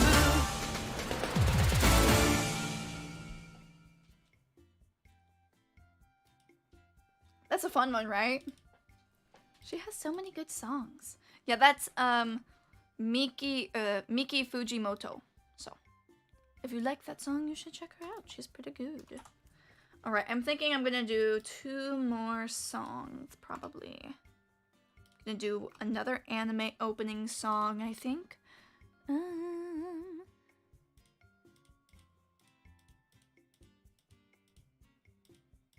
Let's do this one. Do 2 more anime openings. So you might know them. Oh, actually, I'm gonna do a Vocaloid one. This one's a harder one, but it's a really fun one. It's another one of the Samfree songs. It's actually, I think, probably my favorite of all of Samfree's songs. So, I got to do it. Music. Okay. Music. Music.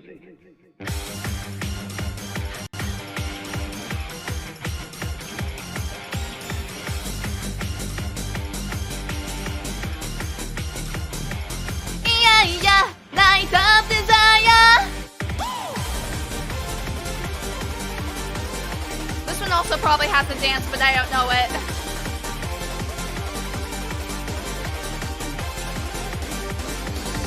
Ikusen もの星も輝きを忘れ行く先が光をなくしても手探りで構わない求め合うままに指先で触れたら溢れ出すよフィーバーきっと地図にないこの場所では古い常識など意味を持たないいやいやライトデザイアきらめき出した炎いやいやライトデザイア満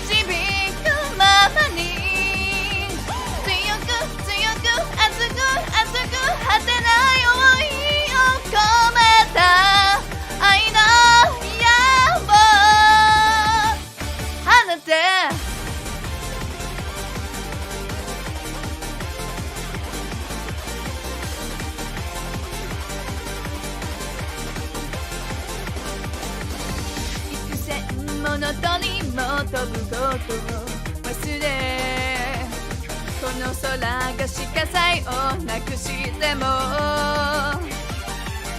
欲望という名の情欲を広げ君のその全てで感じてこのフィーバーきっとそうされたら夜の扉開くパスワード知っているはずいやいやナイトデザイア揺らめき出した本性いやいやナイトデザイア苦労しほどを強く強く熱く熱く見えない道の力で鎖など通せい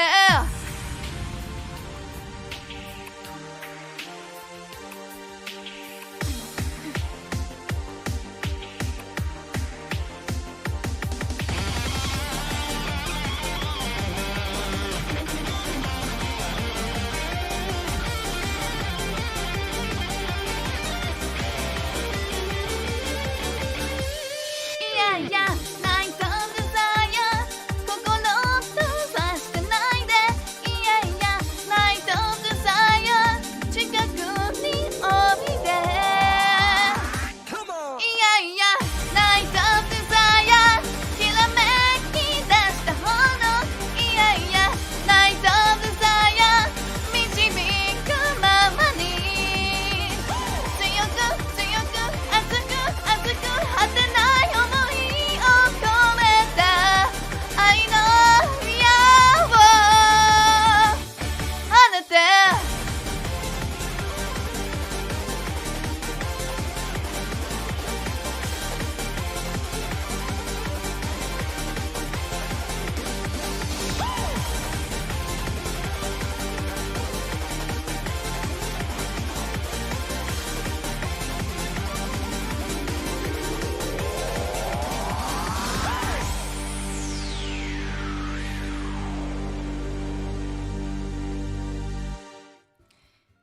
That one's always a hard one. That one's so much better though when it has the reverb. I can't hide behind anything. Meowdy John Smith, hello, hello. We're finishing up the karaoke portion, but we're going to move into doing the gaming. So, stay around. Alright, let's do maybe one or two more songs. Let's see. I think I'm gonna do like TV-sized covers though. Maybe. That's probably the smartest thing to do here. Because I still got a whole bunch of gaming to do. Whew. Okay, what is this song again? I need to look up the name of this one. But I can do a TV cover of it. Don't you worry. Pause it. Find the lyrics.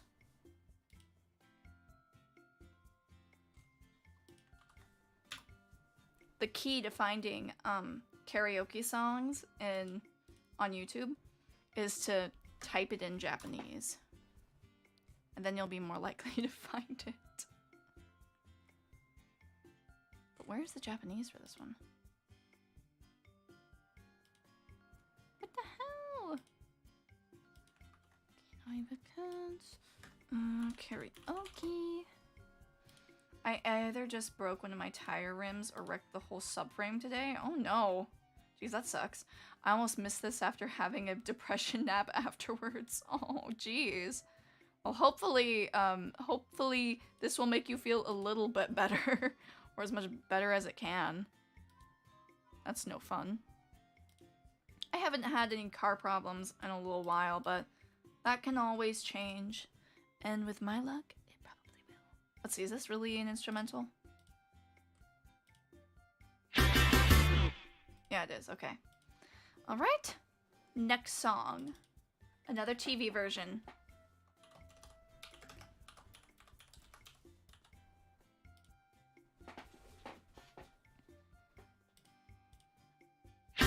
ルースに恋する乙女はダイヤモンドで眩しい太陽からあと乱反射の季節よピチピチおなびバンバンバンバンどこを見ているのよお尻キュッとでくるくるしてるよね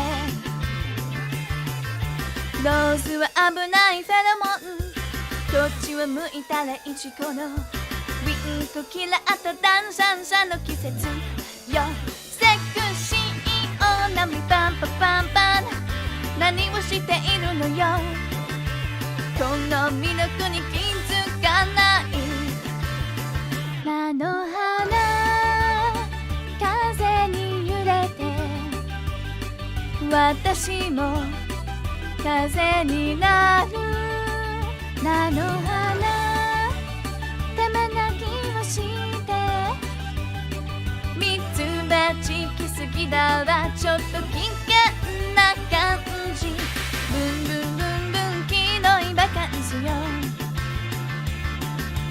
ブンブンブンブン黄色いバカンスよ Alright, now one more left.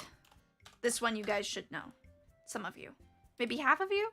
Those of you that are over the age of 25 might know this one. J Panty Pony, I know! It's crazy. That's a fun song though. So...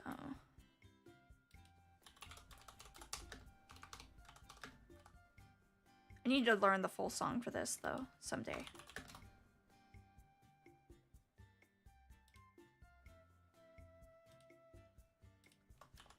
You guys are not ready. You're not ready for this one.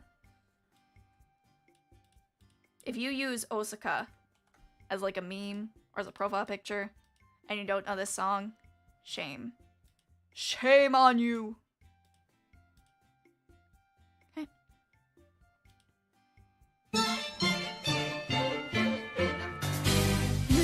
なるピアノは世界の夢さこの花にメロディーを割れて時計を信じて時間は誰の味方どうしてこんなに私の胸優しい誰かを待ってるの教えて素敵な未来 Moonlight Moonlight Sleeping Moon ラブ思い出リンゴに目覚めの少女がキスし切な夜広げて本には二人のベルが鳴るよ抱きしめたいから愛しい人もう泣かないでねグッバイサネス不思議な扉の文字は空耳ケーキワンダーランよこす君にはベリーラン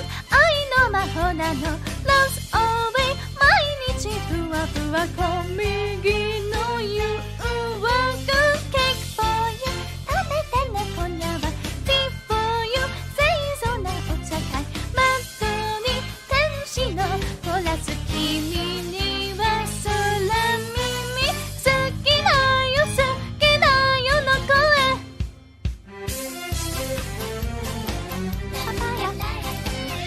I only know that part though. Meowdy Color Soup, hello, hello. You made it just in time for the game we're about to start. I need to go set it up though. It'll probably take me like 1 or 2 minutes. I just need to make sure that my screen is sharing correctly. But for those of you that enjoyed the King of the Castle game, we're going to be playing that again today. And that was a big game I remember last time. So we're going to be playing it together. It'll be fun. I promise. All right, so give me just a little bit of time to get it set up. Do not leave. I thought you were going to do Osaka's character song. No, I don't know that one well enough. But you know what? I do know people that will use Osaka in memes and haven't even watched Azumanga. Embarrassing, right? All right. Also, listen to this. I'm going to switch from my karaoke mic to my talking mic. They're going to sound pretty much the same because I don't have any reverb. See? It's pretty much exactly the same. Sad. All right. I'm going to go get ready, Give me just a second.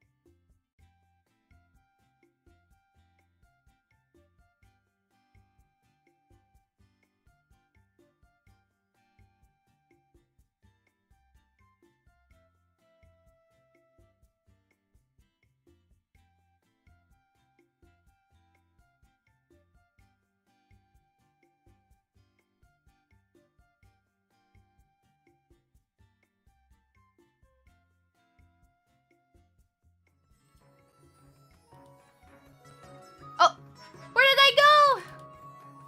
Meowdy! Tomodachi's, can you hear me? Where did I go? Oh no! Okay. I knew there was something wrong, but I didn't know it was this. Okay. I'm gonna show up. Just give me 1 second. I'm gonna go back.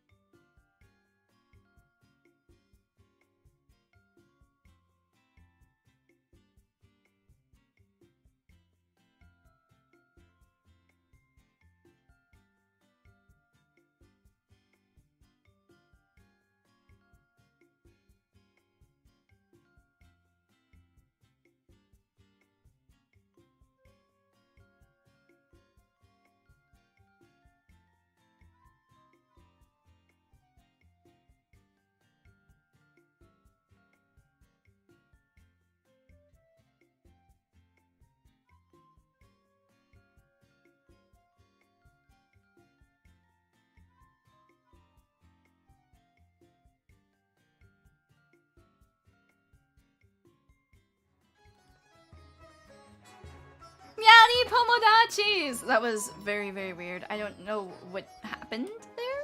But basically I turned everything on and off several times and then it started working. But meowdy, everybody, sorry for the wait. That was supposed to only take like about a minute, but it ended up taking 5. I was about to resort to chibi neko mode. I swear to God. I was about to. I probably will have to resort to that sooner or later during this stream though, because my phone's gonna die. Meowdy Moral, hello, hello, welcome. Hello, hello. Alright, let's do a new dynasty then. For those of you who have not played this game before, essentially, let's do, oh yeah, Poneko has to be the name, or Poneko the second, because Poneko the first died after you guys killed me so cruelly. Pomodachi, what's a word that starts with P?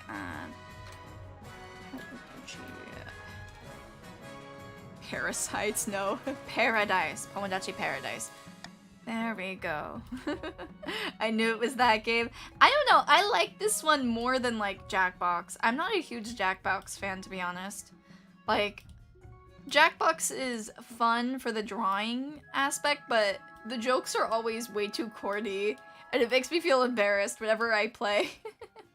I'm not a fan, to be honest. This one's a game for intellectuals like us, right? We don't play child's games like a Jackbox. No, no, no. Oh yes, the tragic murder of Poneko the First. Such a sad moment for Pomodachi Paradise. I know you were probably one of the ones who tried to kill me, though. Party game. Your friends can join via an internet browser. Stream on Twitch. Okay, I'm not on Twitch, so we're gonna do the friend one, alright?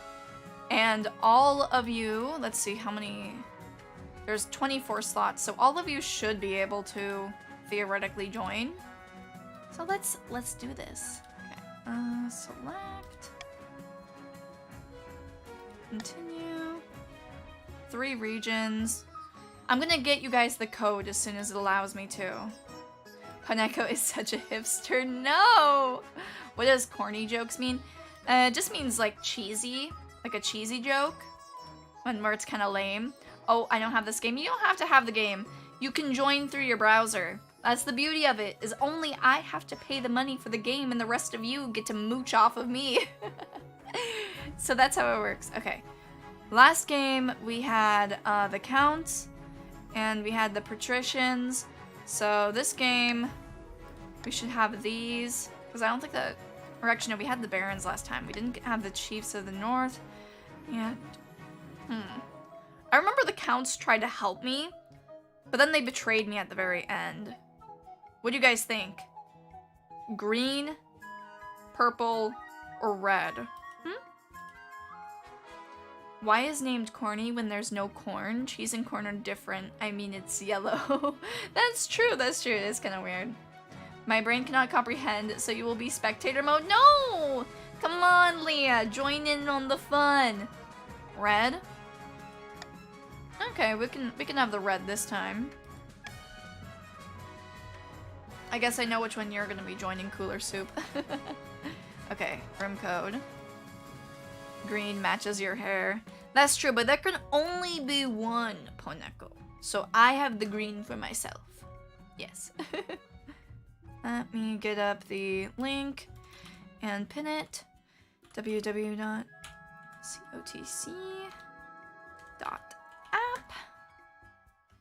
Enter code to join. Okay. And let's pin this. Oh. I love the little heart thing, but sometimes I'm not easily able to pin messages that are like close to the middle of it because it thinks I want to press the heart when I really don't. Am I not able to pin this? Why is it not showing up? So what faction am I? I'm the monarch. I'm not a part of any of the factions. Can one of you retype my message so that I can pin it? Because it's... Or actually, oh, I can end the poll and then I think I can pin it. That is not working. What is this? Why am I able to pin everyone else's messages but mine? Can somebody copy and paste what I sent? Oh, Meowdy Duclister! Thank you, thank you! It has been 2 years. That's crazy. But mods, copy and paste my message. It's not letting me. Please. Thank you. Thank you, Fuzzy Mandrake. Okay, let's pin that. Oh my god. Does anyone know how I can get rid of this dumbass heart in the chat screen so that I can easily pin things? What the hell? Okay, it moved up far enough so now I can pin it with ease. It's just that easy, guys. Thank you, Fuzzy Mandrake. But yeah, get on in here. Try and make it relatively balanced though, if you can. Oh, the heart is even for the streamer? I didn't know that. I know, I'm allowed to heart myself, surprisingly.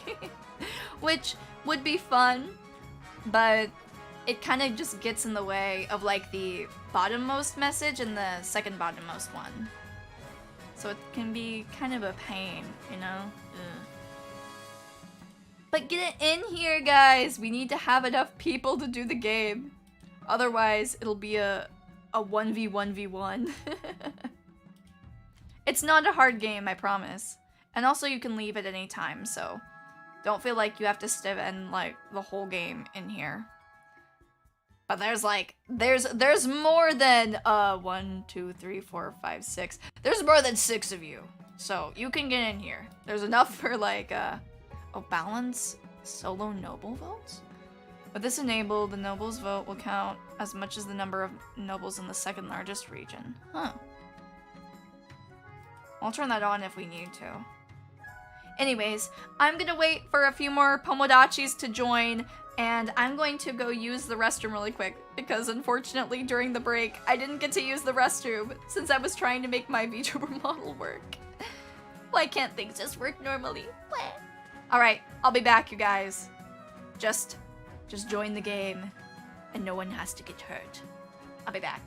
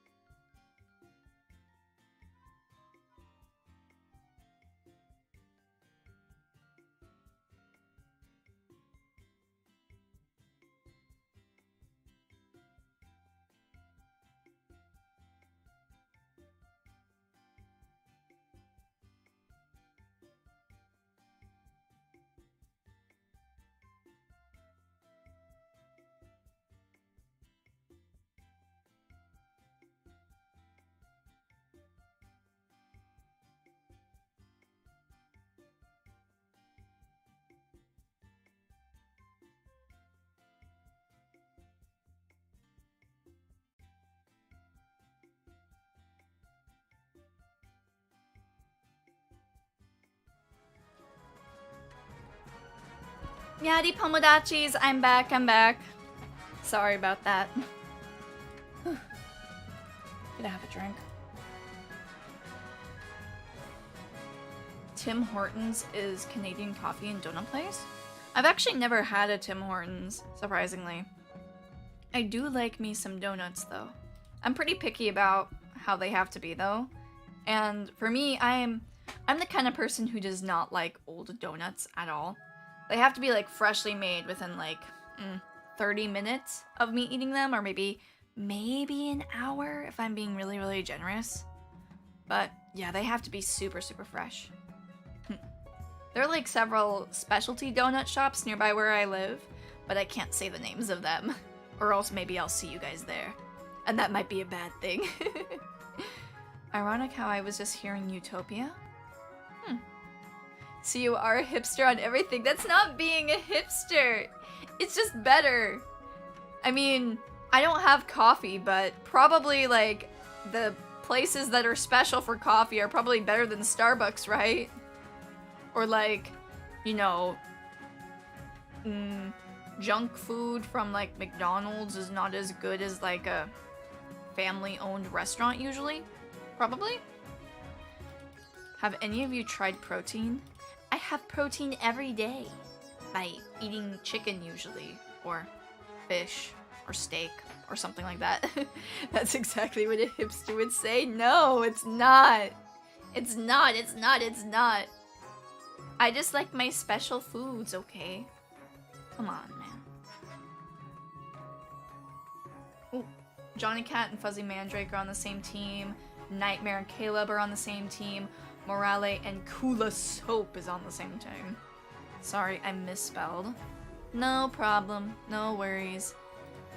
I guess I'll start the game now, but don't be too scared to join. And also, I balance the votes, so if you join one and there's over 3, don't feel like you're screwing it up for the other team.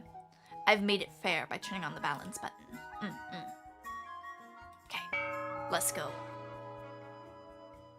It's a very easy game. Huh, this is interesting. So it looks like your stats are already decided. Okay. Coronation? Your Majesty, I've scheduled your coronation to take place in a week's time. Shouldn't I be giving orders now? Of course, Your Majesty, but to delay any longer would make the nobles restless. And when the nobles get restless, they take their daggers and look for the nearest back. Well, hopefully they aren't looking at my back. We wouldn't want that. As is tradition, the council, the cat council probably, will decide what happens at your coronation. I'm gonna change what I said, because I'm pretty sure I said this last time. What? But it's my coronation. Let's get this over with. Shall we call the nobles in? I'm a centrist, so don't expect me to do much. That benefits me, probably.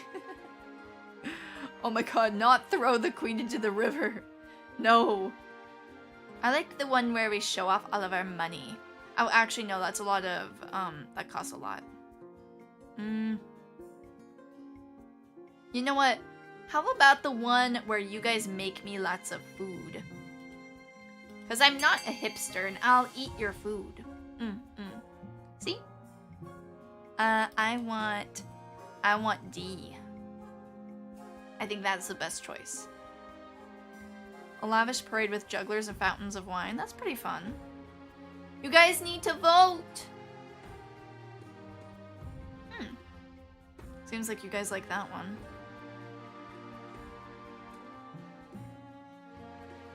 No votes for me to be thrown into the river. You guys are pretty good. Oh my god, Fuzzy Mandrake, of course. God damn it. Don't worry, I won't throw you into the river yet. I know, you guys are just waiting. Voting has closed. 3 nobles voted for host a lavish parade with jugglers and fountains of wine. That sounds pretty fun. I do like me some juggling. But my treasury is now lowered. It is more stable now, so that's pretty good. The coronation is a great success. Jugglers, wine, fireworks, and feasts. It has an impact on your treasury, of course, but what doesn't? That's true. Everybody always wants my money. You guys are gold diggers. I swear. Okay, let's do the capital council introduction. Now that you're queen, your first duty is to meet with the council of nobles. Your nobles hail from all across the kingdom, the wintry north, the scorching south, and of course the bleak march. Well, let's introduce ourselves to everybody. Chief of the North, Chief Nightmare says good luck in the days ahead, Your Majesty. You'll need it dealing with us lot. Grandy Kula Soup. May the 9th God bless your reign, Your Holiness. I trust you will conduct yourself with honor and faith. Hail and well met, Your Majesty. Under your leadership will whip this kingdom into shape, says Baron Johnny Cat. With that, the introductions are done. The council hall immediately fills with raised voices as the nobles argue with each other and demand your favor. You'll get them when we win this. The head pats? I do like me some head pats, but I don't know. I don't know if head pats can replace my 1,000 treasury dollars. You sigh and sit back. Is this what the council's like? No wonder your father told you to avoid the throne at all costs. They didn't even seem that bad. They were more, you know, ruly than my chat. Path to victory. Spy Master. Your Majesty, the first few years of your reign are the most difficult. You're new and unproven. The nobles of the council will scheme against you, hoping to kick you off the throne and put their puppet claimant in your place. Ooh. How can I stop them? To defeat their schemes, you must secure an heir and prove that you are worthy of the crown by completing an ambition. My question is this: when you die, how do you hope the kingdom will remember you? Oh, do you guys not get to design your character? I got to design myself and make myself look very beautiful, as you can see. When you die, how do you hope the kingdom will remember you? I did a saint last time, and that was really hard, so I'm gonna do...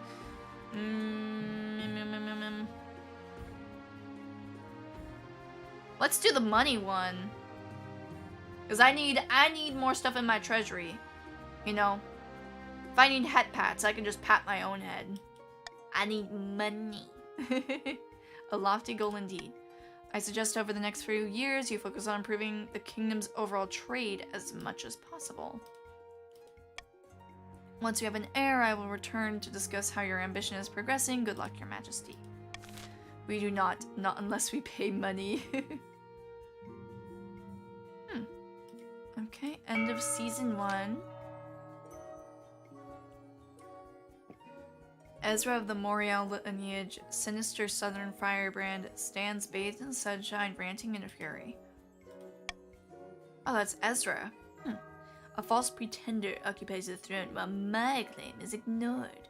Grandees of the South, this is a stain on our honor. We must not allow it to go unanswered. Oh. Okay, Grandees of the South, vote. Do you want to do an uprising, a witch hunt, or excommunication? I'm saying this now, I will not pay my taxes, Poe. But why? You don't want to get in trouble with the IRS, do you?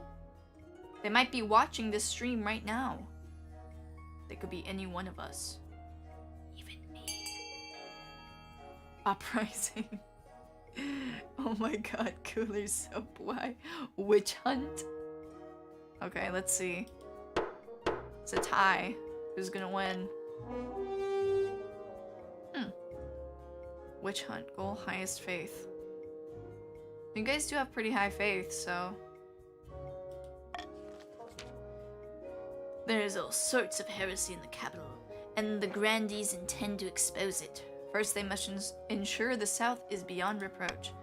And also remember, you guys, the barons, the chiefs, and the grandees, you guys are not all on the same team. You're only on the same team as the other people. But you know, that doesn't mean that you can't work together or work with me, okay? I love tax evasion, Poe. I love money laundering. No, not my doubloons. They're supposed to be mine. Arnie of the Caleb X9 clan, notorious northern orator, stands precariously on a longhouse crossbeam, droning as if in a trance. Chiefs of the North, we all know I should be on the throne, not this imposter Queen Poneko II. How do we make that happen? Where are you guys gonna vote? What scheme should the chiefs pursue to overthrow the new queen and place their preferred claimant, Arnie, on the throne? Prophecy, Ragnarok, or Hornblower?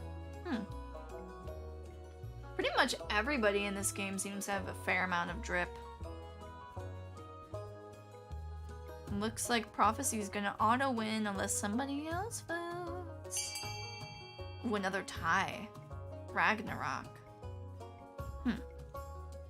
I wonder which one will be better.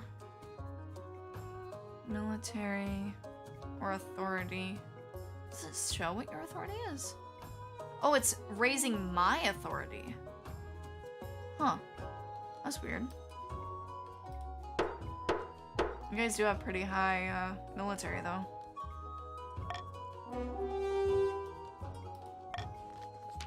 The chiefs plan to make an alliance with the ice giants to take over the kingdom.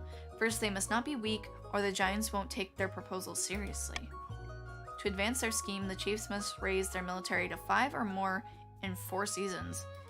That seems like that'll be easy. I'm scared. There's ice giants? I guess so. Felix of the F-Mandrake bloodline, sinister martyr equestrian, stands before a blazing hearth, yelling at full volume.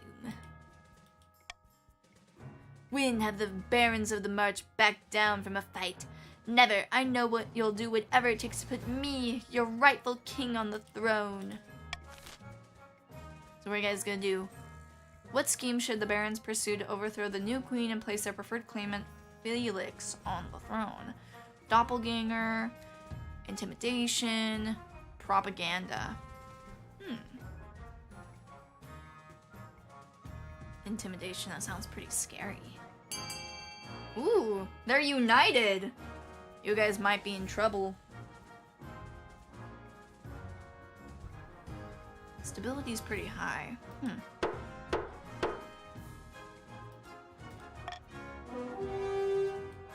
Looks like you guys agreed.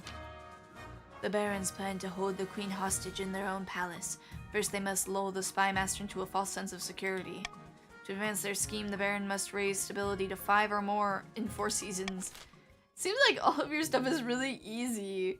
You guys already have all of the requirements met, and you don't even have to do anything.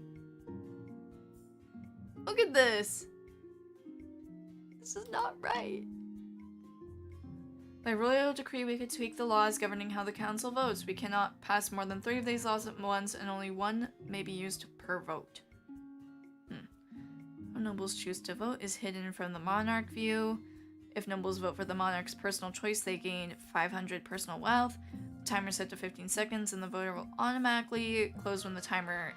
I like the one where you guys are incentivized to do what I want. Let's do that. Okay. So I need to make the money go up. That's my win condition. Your win condition is, wait, not faith, right? Oh. The Baron's win condition is stability, the Chief's win condition is military, and the Grandee's condition is having the highest faith. Okay. Let's just go down south and move our way upward. Dreadful tidings, your holiness. A meddling wizard has set up shop in Zanzibar. I believe it is Bursked, the Lord of the Bells. Tell me more about this wizard. Wizards have the power to tame creation itself. They wield untold power and are naturally distrusted by the church. Even the High Inquisitor wouldn't dare move against them openly. Berserk has influence over sound and its counterpart, silence. Though this power seems meager compared to other wizards, they are not to be underestimated. It stopped raining, so I'm gonna go walk my dog. It was fun hanging out. Poneko. Happy anniversary. Thank you, Fuzzy Mandrake. You have fun with your dog. I will maybe see you later. Bye-bye. Glad we chose Witch Hunt because we already have the highest faith as of now. Yeah, it makes sense. You guys all picked pretty well your stuff, so I'm worried. They put out a call for new apprentices, which is a rare event. This is a once-in-a-lifetime opportunity for many. Droves of unwashed, glory-seeking peasants from all over the south are lining up for their chance. Not just peasants. I, Nightmare, have also decided to apply. Nightmare? What? The competition will be fierce, but those common folk are no match. I will be the most powerful noble this council has ever seen. Grandee Morale. You couldn't put your clothes on if it wasn't for your servant's help. We can't let this go ahead. Not only is it heresy, it presents a clear and dangerous conflict of interest. Then we shall assemble the council. Because I'm not going to make the decision on this, because I don't want you to be mad at me. Ninth bless you, your holiness. Should Chief Nightmare be allowed to apprentice under the wizard Berserk in the south? Veto. I can veto something. I can do the monarch's choice. I can do the monarch's vote. Huh. Okay. Wow, that required forfeit his noble title in order to become apprentice. Forbid the nightmare from traveling to Zanzibar, huh? So, I need to increase trade. I don't think it's about my treasury. I kind of like the idea of me getting more money, though. What are you guys gonna do? Are you gonna let Nightmare get away with it?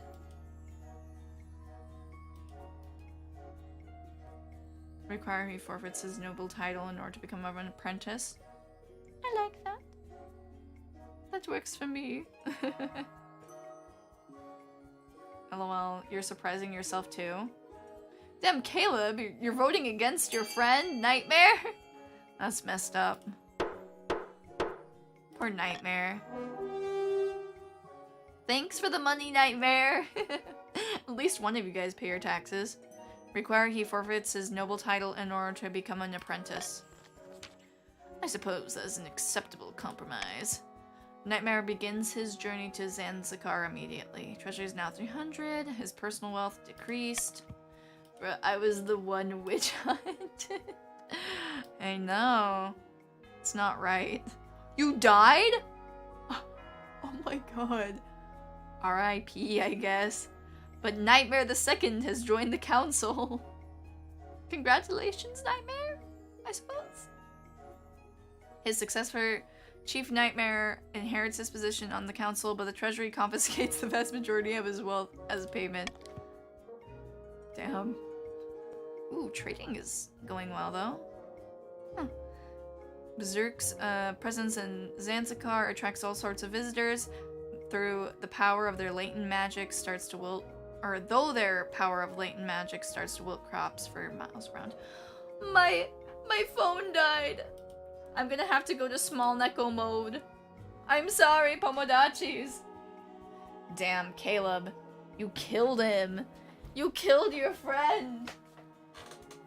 Damn. I might be cold, but I wouldn't do that. I don't know what I'm doing, but give me Nightmare. So sad. Berserk's presence in Zanzibar attracts all sorts of visitors. I already read that. Okay. At least Nightmare Jr. inherited Nightmare stuff. Yeah, what little of it after I took it. Pixel Poneko, you like? Thank you, Morale. Okay. Is there any events in the March? Doesn't look like it. Okay. Did you know they labeled witches, those who had beauty marks, knew nothing about medicine or had different aspects? Well, I mean, I've heard that a lot of people that were labeled as witches, people just didn't like them. And some of them did know medicine, some of them knew how to swim, some of them people just didn't like. Now that you are queen, you need personal protection. Why, I could plunge my sword into your heart right now, could I not? Please don't hurt me. You need an honor guard to keep you safe from such dangers, Your Majesty. Unfortunately, this is a political decision. But what about the Palace Watch? Hoorah! Don't make me laugh, Your Majesty. These tin soldiers can keep out the riffraff, but do you expect them to stand up to a warlock, or a child of the Viper, or me for that matter? Aw. What are my options? Each region offers a selection of elite guards, the chiefs with their most famous warrior heroes, the grandees with their fierce battle nuns from the Sisterhood of Steel, and the barons offer a squad of battle-hardened veteran soldiers. Think carefully, Your Majesty. These guards' loyalties will be divided between you and their region. Of course, you could hire foreign mercenaries. They'd be loyal to coin above all.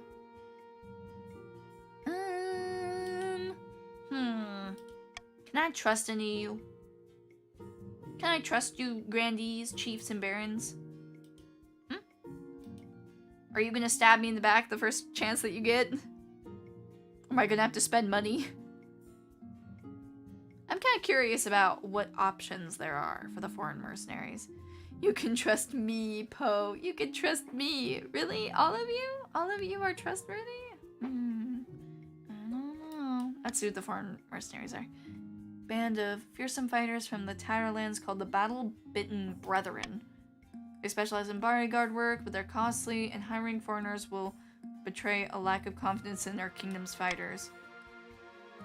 Tell me about these ones. Bearded oafs with axe and no manners. No discipline at all. I can't guarantee they won't run off on some random quest, but they're honorable and, in a fight, unbeatable. Tell me about the Southern Battle Nuns. Ooh, they're kind of spooky looking. Terrifying warriors, and they've sworn a vow of silence, so at least they won't spill state secrets. Their faith and loyalty is to the church above all, even your safety. I don't like that. Tell me about the veterans of the march. These soldiers have fought more battles than they have had hot dinners. They'll be uncouth, no doubt, and won't adapt well to life in the palace, but they're loyal and tough as nails. I have made my decision. No one cooks good on my watch. To the stake with you, cooler. Yes. Fight each other. Fight each other, not me.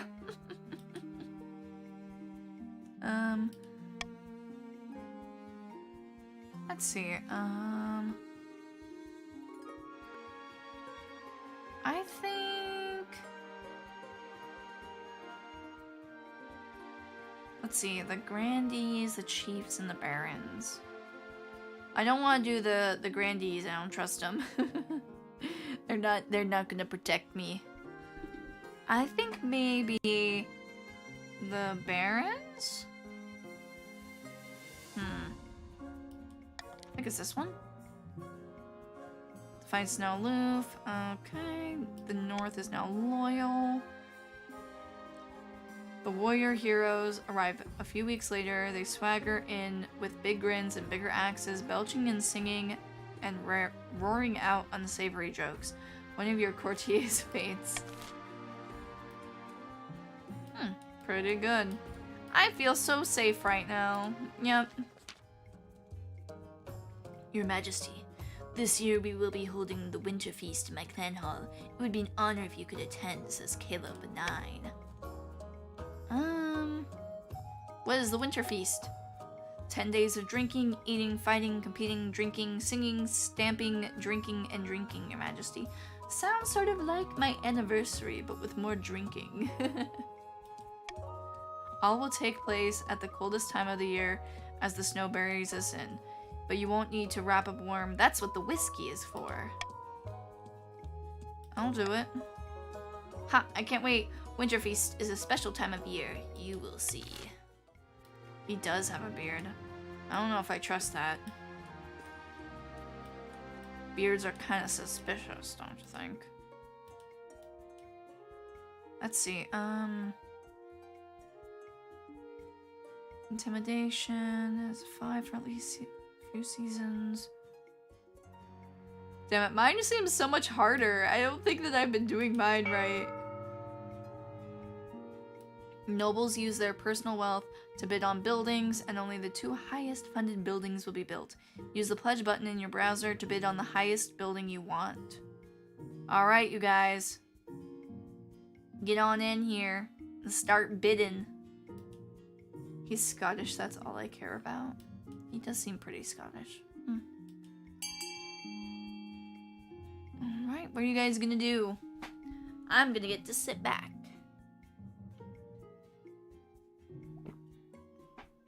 The 2 highest funded buildings will be built. So you just need to beat out the other person. Looks like,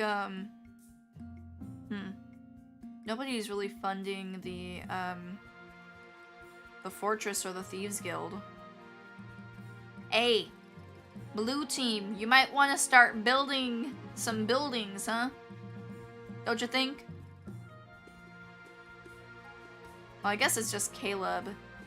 Caleb doesn't have the money to beat everybody else out, most likely. Because Nightmare lost all of his money and died. So sad. Oh, actually, it looks like Caleb is. Oh, never mind. Oh, it keeps on switching. Who's gonna win? Johnny Cat or Caleb? Dang. Well, looks like Caleb lost this time. But Johnny Cat does not have as much money, so... Faith. Kula soup. Dang. They're dangerous. Those grandees? They don't follow the Pomodachi religion. Why did I put all my money on that? I just spent all my money. I'm sorry. You'll get it back. But I'll have to tax it. Baron Johnny Cat strides into the council chambers, distraught, waving a dead rat by its tail. That does sound like something Johnny Cat would do. As a fellow cat. Real.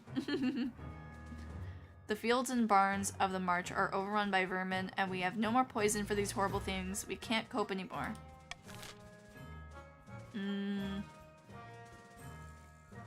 Let's see. I don't really mind any of these, to be honest.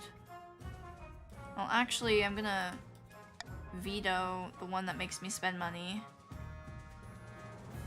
Treasury, There we go. Vote.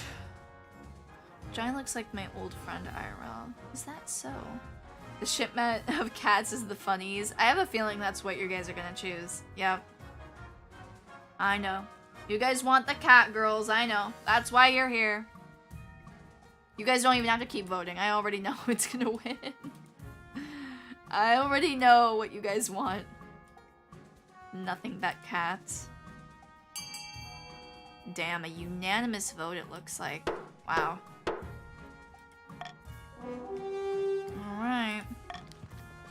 I guess that's what I'll spend my money on. Baron Johnny Cat bows to you deeply. I can't thank you enough, Your Majesty. You send a caravan of cats over to the mart. By the time they reach their destination, they're both hungry and very angry. The perfect rat-catching mindset. Wait to see what happens. 80% chance. Soon the rats are gone. A following springs up around one of the particularly successful mousers, whose nickname is the Colonel, and a bronze statue is put up in his honor. Very cool. I remember when I played this last time, the challenges would always fail and it was so unfair. It was so sad. Ooh, and trade is prosperous. Very nice. He greatly enjoys sunning himself beside the statue, and the townspeople bring him dried fish for luck. Whether or not the gifts affect the town's fortunes remain to be seen, but he is a very happy cat indeed. I'm happy. I did something good today. We want cat maids, damn it. Come on, you guys just got a bronze statue of a cat. Is that not good enough for you? Colonel Cat Girl. Happy cat, woo. See, Johnny Cat appreciates it. Johnny Cat's not like you guys. Cat girl this, cat girl that. Can't just enjoy a regular old cat. Can't enjoy the arts. In the frozen wastes north of our border, there are hill folk eager to join our kingdom as full citizens. Why don't we offer them the chance in exchange for a decade of military service, of course? Yeah, you would like that, wouldn't you? Wouldn't you? Oh, Meowdy Aurelio, thank you for subscribing. Welcome to the Pomodachis. A decade and a half, perhaps. I'll allow it. They're hardy warriors, Your Majesty, as demonstrated by the many northern villages they've raided and razed to the ground. Damn! Caleb, that's very, forgiving of you to allow them to join. Can the chiefs offer citizenship to the hill folk in exchange for military service? Oh! Somebody tip something! Oh, thank you, Anonymous. Speaking of paying taxes, happy 2nd anniversary. Thank you so much, Anonymous. Thank you, thank you. Somebody paying their taxes. Finally. God damn it. Now it was worth it for me to buy King of the Castle. It was me. Oh, really? Thank you, Johnny Cat. Okay, offer citizenship to any hillfolk willing to join the Northern Army. That decreases that. Increases, their military. Decreases, stability. I don't like that. And, what is this? The little candle? Faith. Decreases faith. Offers citizenship, but only to the select few of best warriors. No, this is a preposterous idea. Defiance up.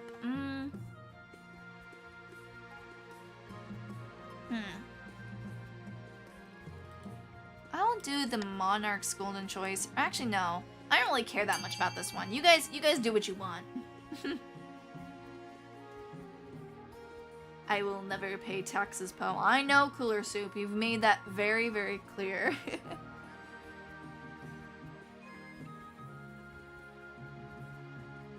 I think that B might be a good one. Oh, Meowdy Ravi. Hello, hello. Johnny Cat says, no, this is a preposterous idea. I kind of agree with Johnny Cat, not gonna lie. Oh. Wow. Okay. Very generous of Morale. I can't pay taxes. Too bad, Corbzilla. You must pay your taxes to the Pope. Okay. Such is the way of the council. Everything ends up a watered-down compromise. Still, it's better than not. Our military is growing. Not like this. 100 or so of the best hillfolk warriors signed up to the Northern Army. They're so fierce that even most of the Northerners are scared of them. I'm kind of scared. Not gonna lie, I would have voted for B, but A seemed more helpful. Really? By increasing their defiance? Kind of scary. I don't really like the idea of people defying me. Not gonna lie. In the twisty passages of your castle, you can avoid your advisors, the nobles, even the spy master, but there's one person you can't avoid. Your mother. Why haven't you found a spouse yet? It's been almost a year. Is it really that urgent? Of course. Don't worry, I'll take the liberty of finding eligible candidates. What is your preference, men or women, or do you not mind? I'm not interested in love. My dear, who said anything about love? This is a royal marriage. Just tell me what manner of candidates I should find. You can always say no after you've had the look at them. Let's do any, because it makes it more fun. Excellent. I'll send out messages to the most influential noble families in the kingdom. Let's see what they have to offer. This is purely a decision based on whichever one of you is the strongest. So don't get any funny ideas, okay? You can set different taxes. Yay! It's taxing time, baby! Let's go! You can set different taxes for each of the regions here, or bribe regions to keep them sweet. Each option has different defiance, treasury, and personal wealth changes as indicated on the left. Okay. Cruel tax, common tax.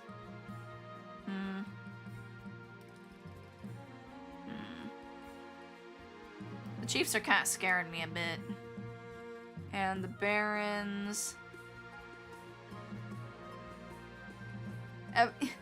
Every last one of them has good stuff right now. Witch hunt.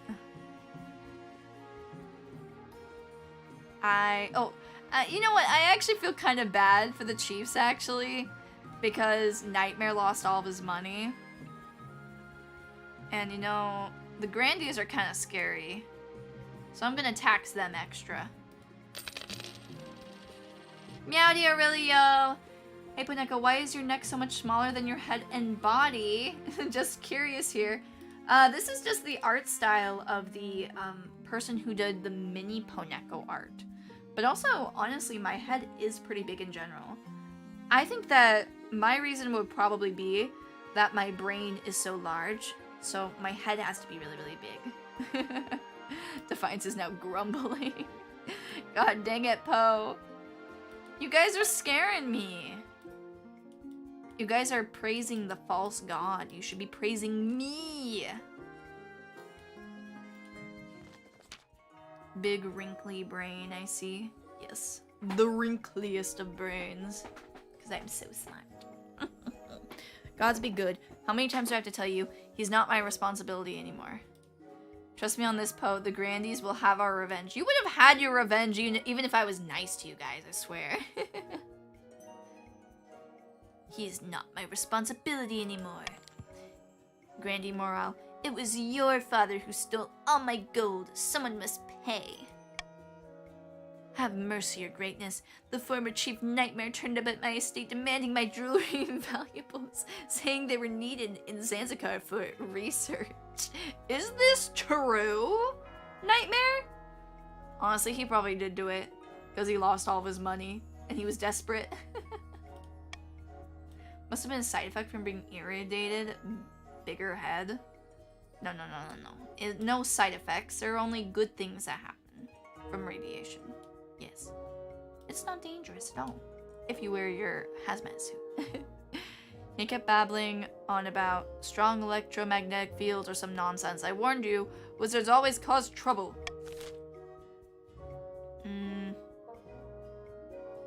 Where's Chief Nightmare 2 to pay for his father's theft? It's always you, Nightmare. It's always you. You're always up to something. Yeah, I don't want to have to pay from my treasury, though. So, the Grandies will have to do without their pretty necklaces. No, I don't want to do that one. But I also don't want to, You know what? Let's do this. Let's summon the wizard. The wizard must pay. Because I don't want to have to. And also, it'll probably be pretty interesting. Oh, actually, I probably shouldn't have done the monarch. Oh yeah, the monarch's vote, what that does is you get money if you vote for mine, and if mine wins. So you should totally do C, so you can get free monies. Yeah? Yeah? Huh? Nightmare is being a nightmare? A little bit. Nightmare's up to no good. Cooler and Johnny are getting what's coming to them. Alright. Voting is closed. Summon the wizard to answer for the apprentice's crime. You sent out the summons but received no answer. Either Berserk thinks you are not a threat or that you are simply not worth their time. Damn, I thought this was gonna be the interesting path to go down. Meowdy Fuzzy Mandrake, welcome, welcome. Oh no. Authority is now ineffective. Some of the Grandee's wealth has decreased. Defiance is now insolent. What the heck? This isn't good. In the meantime, more Grandees are soon deprived of their valuables. Chickens, cigars, family heirlooms, and a few prized hogs. Not the hogs! All in the name of progress, or so Nightmare claims. Nightmare, you gotta stop. Please. You're screwing up my whole kingdom. With you and your stupid wizard. Queen Mother, I have found 3 potential matches for you. 1 eligible young candidate from each of the kingdom's 3 regions. Choose wisely, you'll be securing a powerful alliance. What if I don't want to marry any of them?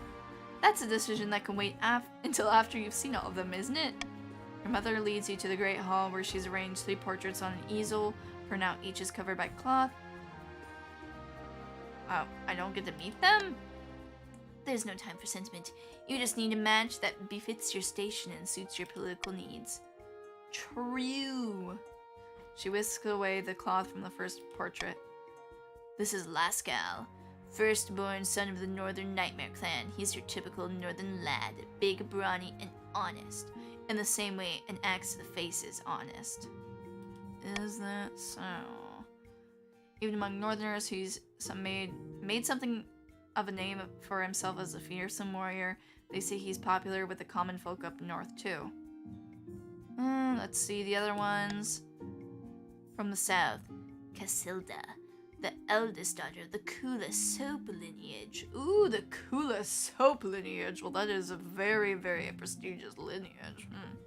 Damn, look at him. Meowdy, Mini. Hello, hello. Welcome. We're playing King of the Castle right now. If you would like to join, you can use the code on the app and vote. It's pretty fun. She is reputed to have an ego the size of the sun, but there's nothing wrong with confidence, right? She has got in trouble with the Inquisition for her interest in potion brewing and the occult, but shows no signs of quitting. Unfortunately, she likes to come in touch. The peasants have some terrible nicknames for her. You know, I don't trust these occultists right now, especially after what happened with Nightmare. So, I don't think so. Finally, we have the Marches offering. Ivemi, Scion of the prestigious Ethmandrake bloodline. The barons all seem a little scared of her, though. I can't work out why. Like most of the barons, her great passion is from hunting. Nobisa saved from her crossbow. She was high up in the army, training the troops, but was dishonorably discharged for some reason. Do you know what he did, or what she did, Fuzzy Mandrake? This is one of your daughters, right? Sounds like a laugh. What do you think? Of course, by picking candidate, you'll anger the other regions, but you'll gain a lifelong alliance. If I get a lifelong alliance, that's pretty good. If it's actually a lifelong one. Let's see. I kind of like the Baron one the most, but also the Chief one was pretty cool too.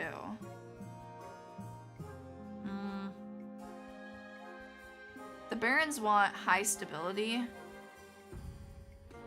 and it was hilarious. I only said that about her to appease the other petty rulers.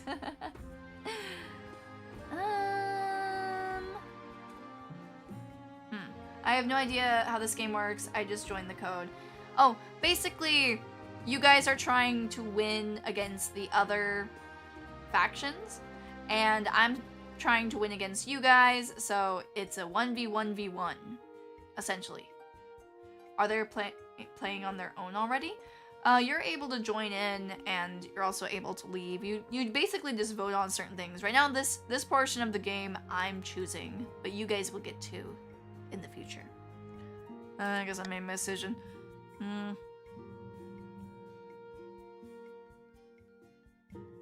The Grandies are kind of angry with me, so it might be good to lower their defiance.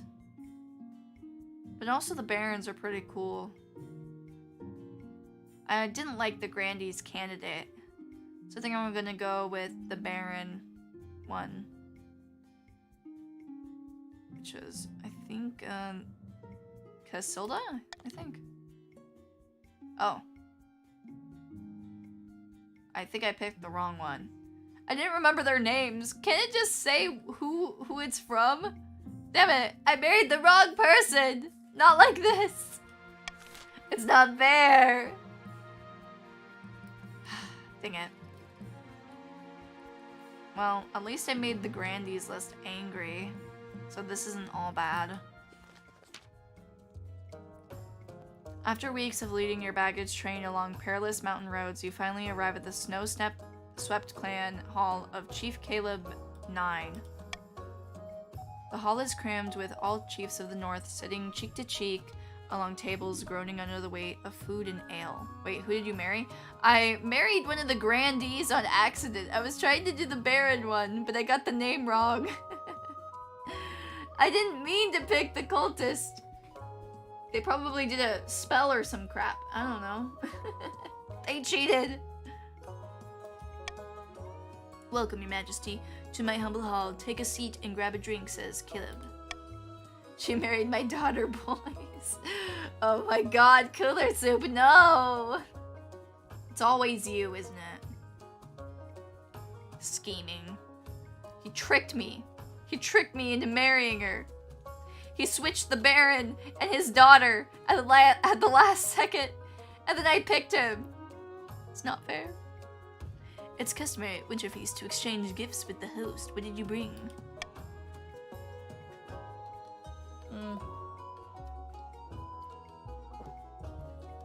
Let's take a drink.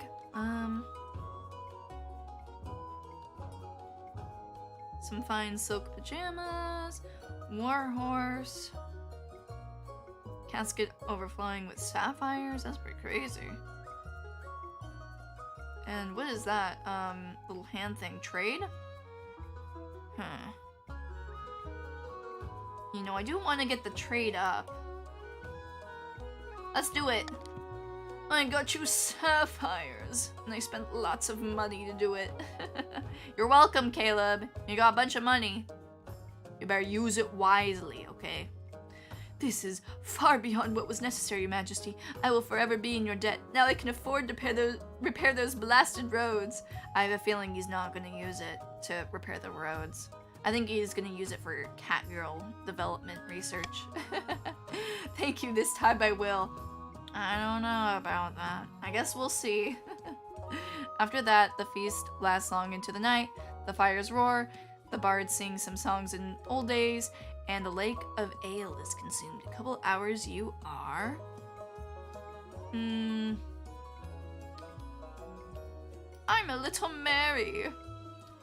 As the winter feast draws on and the snow piles up outside the doors, the mood in the hall turns raucous. Your memory is blotchy, but you distinctly recall leading the entire hall in song, just like I did earlier by singing. There's only one road in Canada according to South Park. Caleb, is this true? The chiefs roar alongside you, full-throated, as you sing stirring battle songs of the north long into the night. The next morning, the chiefs are scattered around the hall, groaning and nursing their hangovers. Your own hangover isn't too bad, but the thought of the voyage home makes you wince. You bid farewell to the chiefs and begin the long, perilous journey back to the capital. I'm so generous! Didn't you like those sapphires? I would have preferred to give rubies, you know, seeing them in my hair and such. But sapphires are cool too. Heads up, I only have around 15 minutes left on the clock before I have to head out.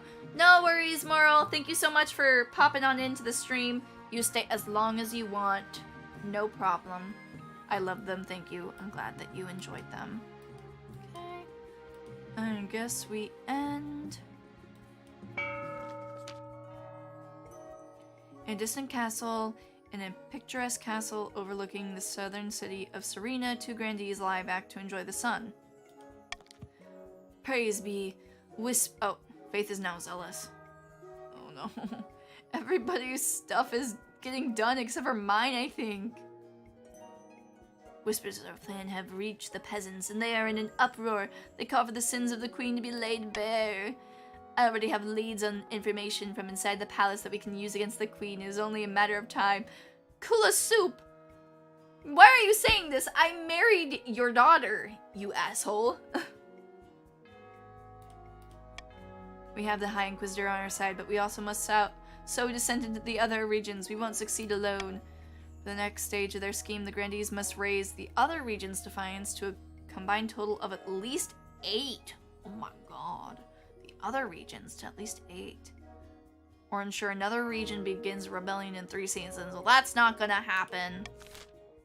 I won't allow it. So don't you get angry with me, barons and chiefs, or else you'll be playing right into the grandees' hands, okay? By royal decree, we could tweak the laws governing how the council votes. We can't pass more than 3 of these, and only 1 may be used per vote.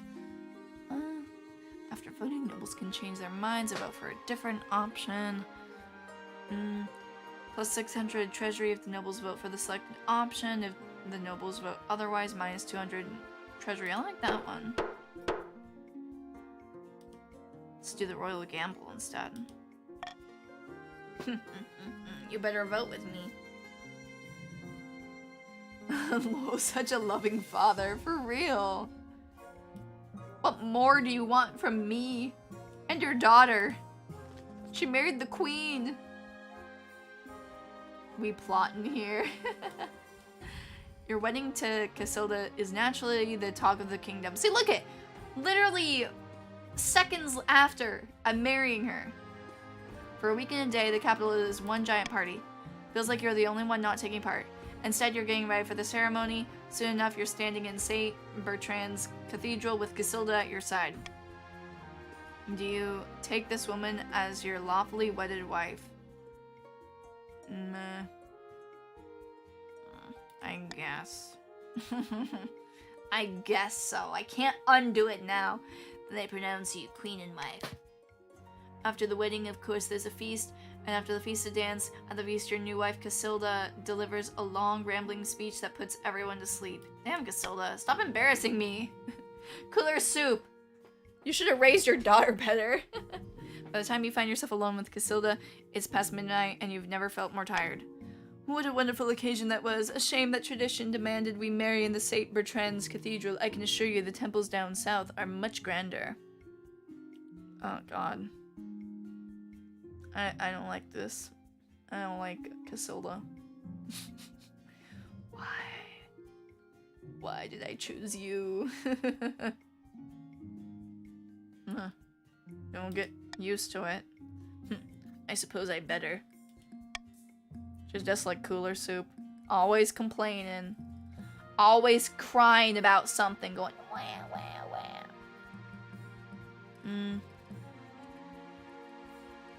Up on the altar, what do you think about when you saw me? Well, of course I thought you looked radiant. Casilda immediately changes the topic to talk about something she's more interested in. Oh my god. Casilda might be a little bit on the spectrum, maybe? In my spare time, I tinker with some very complicated science stuff. I won't get into it though. You wouldn't understand half of it. Oh god, I've married an utter twit. Well, I've never been more offended in my life. Casilda pulls away from you, retreats to this bedchamber, slamming the door. You're left feeling a little depressed and dreading what married life will bring. I am dreading it. It's not good.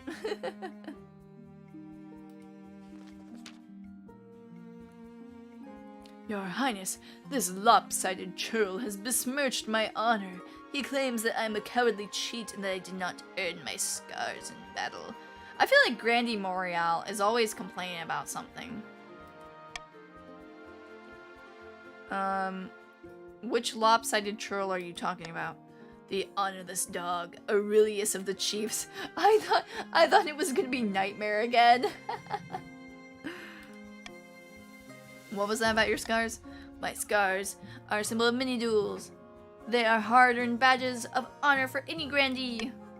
I would duel him to regain my honor as any grandee should, but Chief Aurelius will not accept without your express permission. Now hold on a minute, this is a matter of respect. We can't be dueling in Queen Poneko's II's throne room without due process. You're a coward, Aurelius, and you may as well admit it now. Oh my god, they're fighting! A coward that's rich coming from you. Sure you didn't earn those scars in a farming accident. You know, Aurelius is kinda beating him right now with the roasts.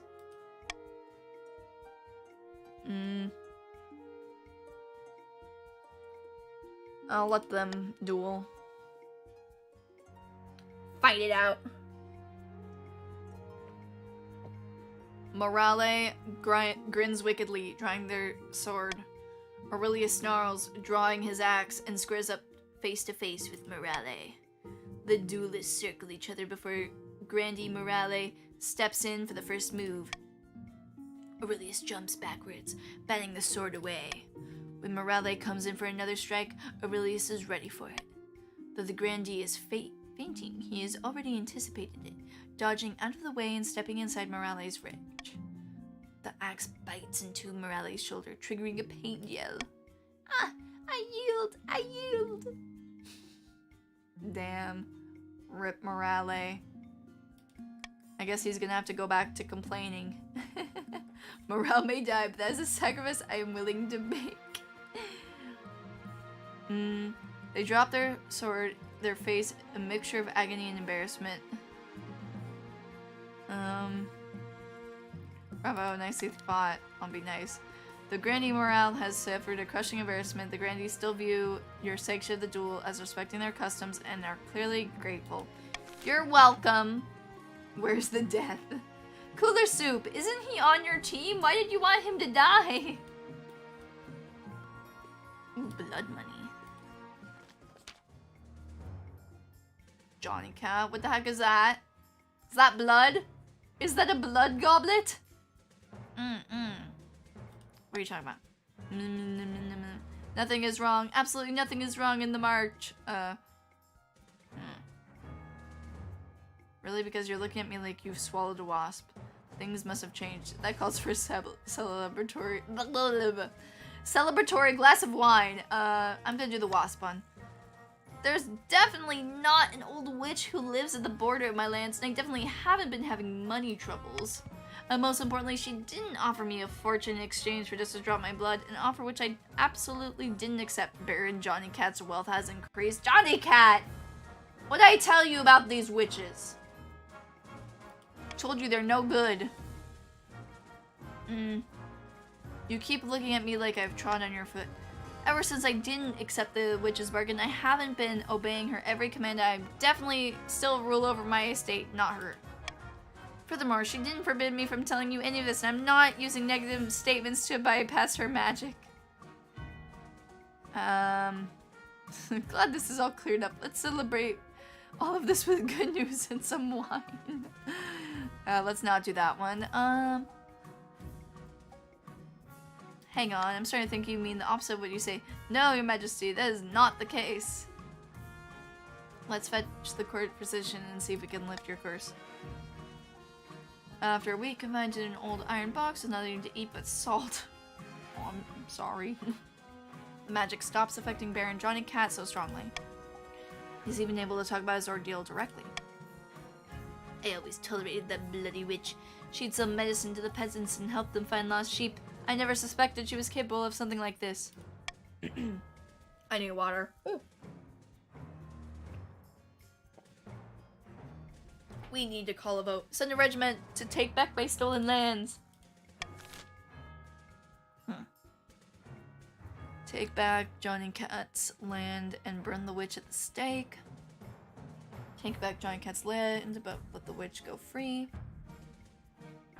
Let Johnny Cat suffer the consequences of his bargain. I like A the most.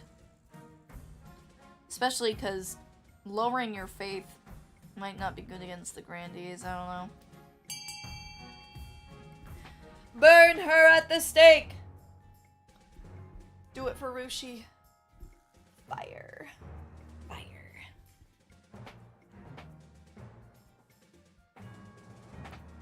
I'm waiting. Oh yeah, but basically this is what you do. You get to vote on certain things like this, and you get to spend your money to do cool stuff, and that's basically the game. It's quite fun though. Voting has closed.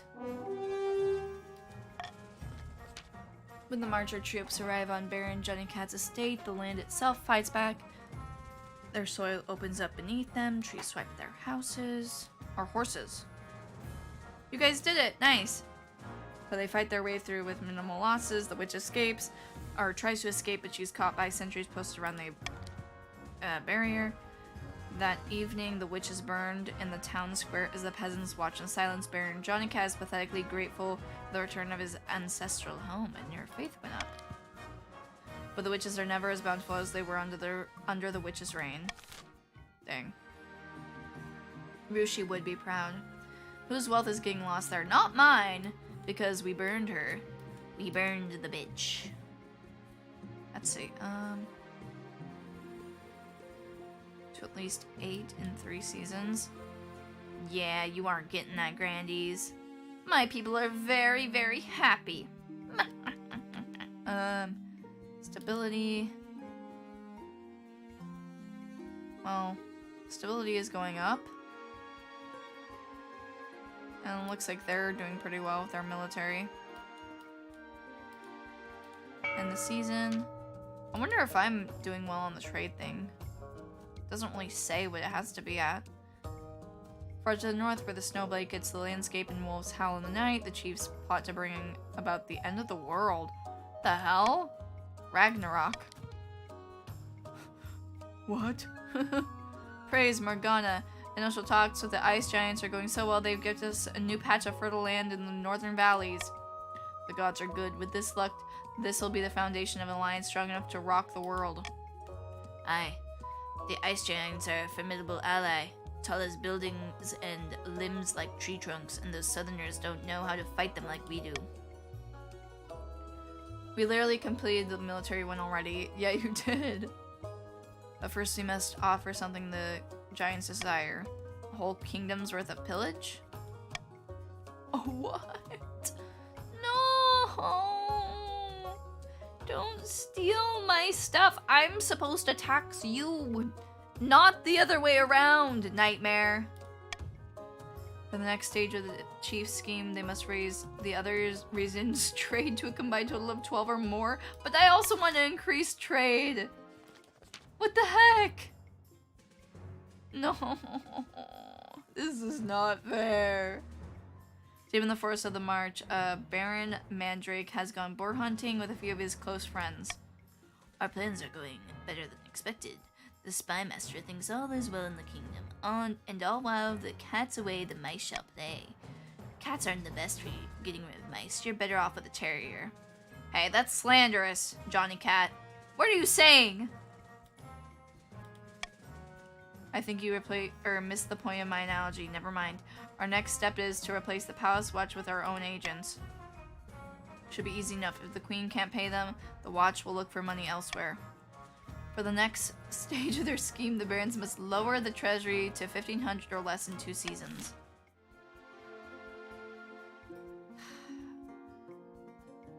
Raise defiance, raise total trade, treasury. I would never say that about a cat, but you did! I saw it! I saw you say it. Just like 20 seconds ago. Oh no. Morale. He's complaining again. What is it this time? More troubles in Zanzibar, Your Highness. Ever since that Lord of the Bells arrived to train their apprentices, everyone's been hearing strange noises in their heads. No one can get a proper night's sleep.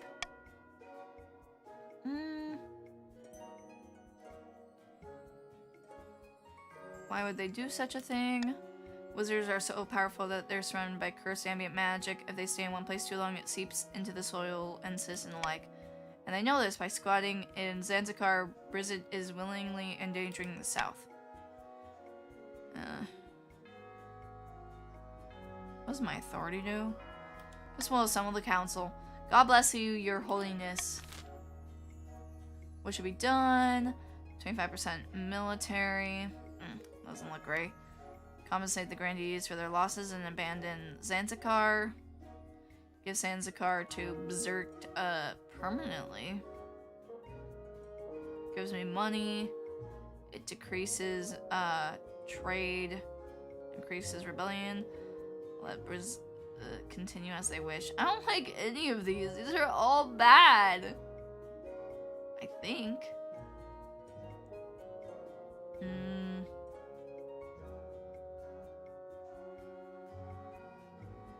You know, I kinda, even though the odds aren't great, I believe in our military.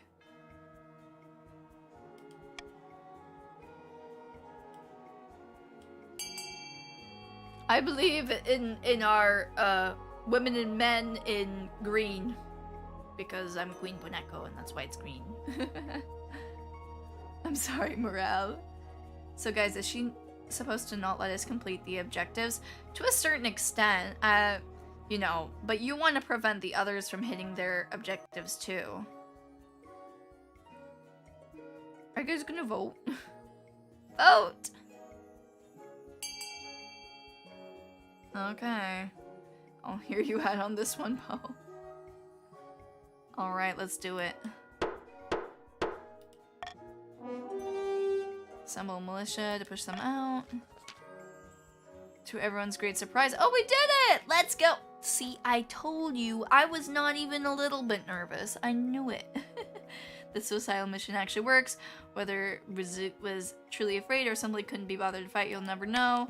Regardless, they and their apprentices clear out of Zanzibar when they see the troops coming. Authority is now credible. Defiance can't go lower. Hopefully you haven't just made a powerful enemy. Jeez, I hope not. I already have, like, 3 councils of enemies. Poneko, I've come to ask for a favor. Casilda, I recently purchased a very rare region for one of my alchemical studies, the pickled finger of an ice giant. Alas, it has been delayed. Of course you were. Buying it from Chief Aurelius. Speak to him about it for me, would you? Maybe. Wonderful, let me know how you fare. You summon Chief Aurelius to the council chambers the next day, talk in private. Hello, your greatness, what can I do for you? I hear you have something for my wife. Unfortunately, I can't give you the giant's finger just yet. Giant's remains are sacred in the north. I had to take this one's finger in secrecy. Your wife paid quite a lot for this privilege. The problem is some of the other chiefs have suspicions about what I did. They're threatening to have me punished. If you still want this accursed finger, you must promise to keep me safe. Kind of punishment when you can. I guarantee you the protection of the crown. What kind of punishment? It's hard to say your greatness in the north. Retribution for crimes like these can be harsh. It could be anything from an ice bath to a beheading.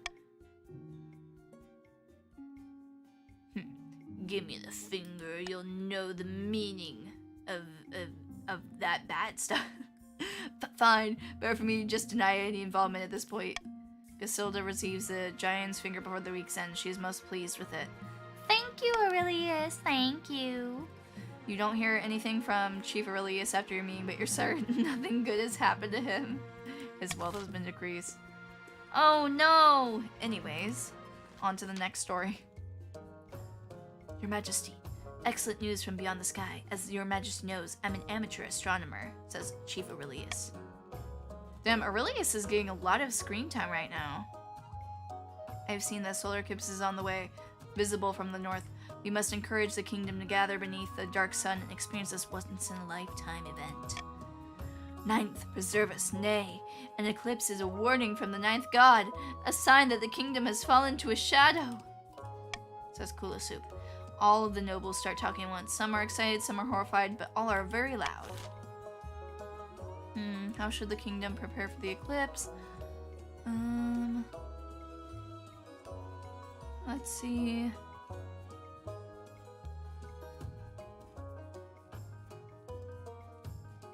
I'm going to... I'm so confused. I wish I knew how much the trade had to be for me to get the bonus. Because it doesn't show anything on here like it does for you guys, you know? It shows your win con, but... I guess I'll just... I'll let you guys decide so I don't have to think about it. The writers clearly have a bias towards Aurelius. Yeah, probably towards, you know, you too. Because you're the one who got to have my hand in marriage, or your daughter did. You guys need to vote! There's only 7 seconds left! Remember, you go into your browser to cast your vote. Dang, what the heck? All at the last second. Voting is closed. Focus on holy protection against this eclipse. Yeah, you guys would like that, wouldn't you? Northern sagas have few specifics about the sun going dark other than the usual we are all going to die, so the chiefs turn to the church scripture to help. You hope they will find something before the eclipse occurs. Okay. I'm surprised you didn't vote for the one that had the defiance and the trade go up, because that would probably benefit everybody but the chiefs. Interesting. I need more trade for my Neko girls. Oh, you're gonna need to buy a building right now. So, prison, deer park, Grand Bazaar for increased trade, cathedral, library, and theater. What are you guys going to do?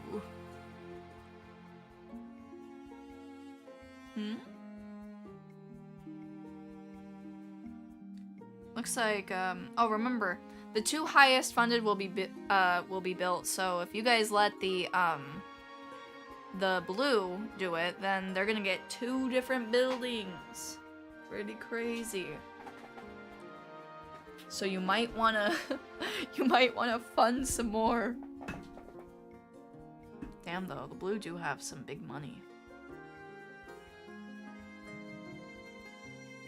Sorry, but now I'm watching the stream on my TV, so it's hard to read. Damn, I'm on the big screen, guys! Oh my gosh. Trade. Yeah, trade is pretty good for you guys, huh? Bro, like I said, I'm broke. True.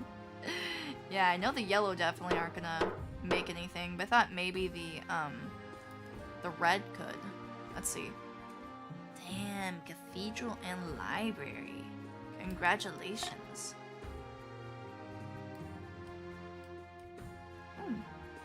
I want to see about my heir. Your marriage to Casilda has grown stale. Oh, you get along well enough, but you made some good memories, but there's no spark. What do you mean? I got you your stupid finger. She cares more about her stupid, alchemical experiences than your happiness. It really was a mistake to marry her. Spark nor spark union heir. Congratulations, Arnor. The royal wedding was a magnificent affair. Felt more like a life sentence than a wedding. Oh, don't be so dramatic. You've done well so far, but something's missing. An heir. You need someone young whose loyalty is assured. A child of your own would do the trick, even if they're a bastard. Or the youngest of your many cousins.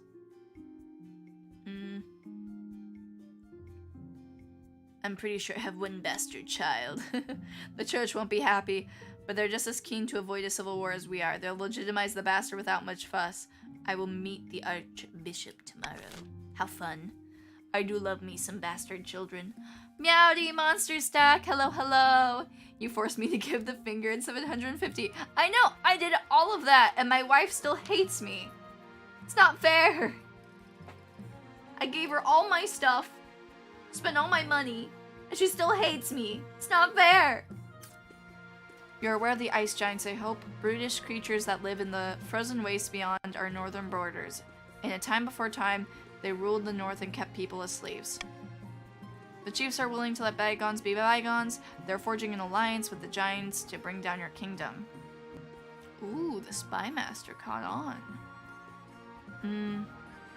Ice giants is even worse than I thought. What are the chiefs offering to those overgrown monsters? My intelligence suggests that the chiefs have offered the kingdom as plunder. Oh my god, for the giants when the time comes. It's not often I say this, but the kingdom's strong economy is a problem. Even ice giants can sense such a lucrative opportunity. What am I supposed to do? Tank my economy?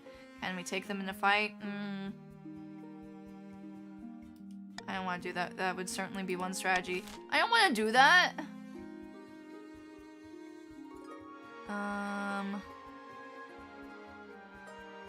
How are they supposed to do it? By increasing trade? Trust in the strength of our arms to defeat them.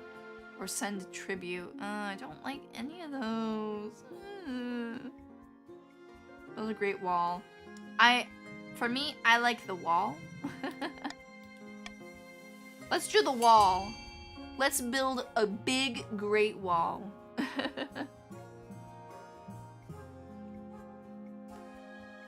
Because I'm worried what's gonna happen if I lower the trade.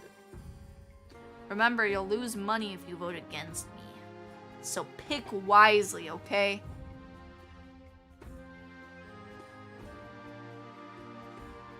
You really trust in our army.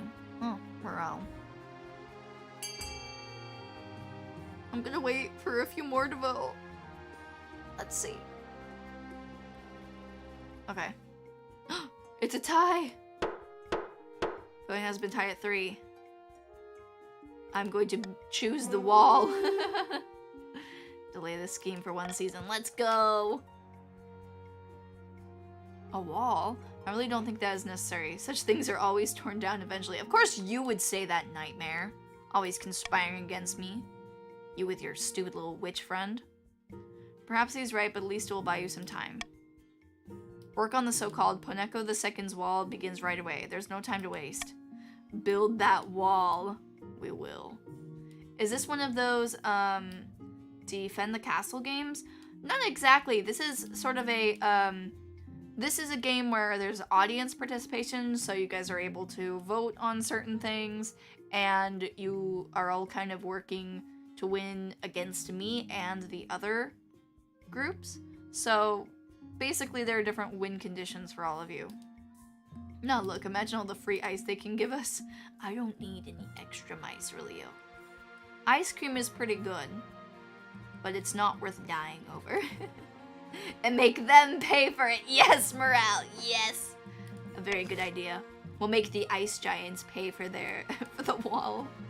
That certainly will not go wrong at all. Your greatness, I'm afraid we learned nothing from the scripture about the eclipse. Heathens, we searched through our most ancient monasteries and we discovered a book describing a time when the sun went dark. I love some good archaeology. Servants of the evil seventh god broke through while darkness fell and took possession of the one who predicted the eclipse. And now the seer in question is none other than Chief Aurelius. Damn. That's just some old book. I'm not any sort of demon. I don't know. Not yet.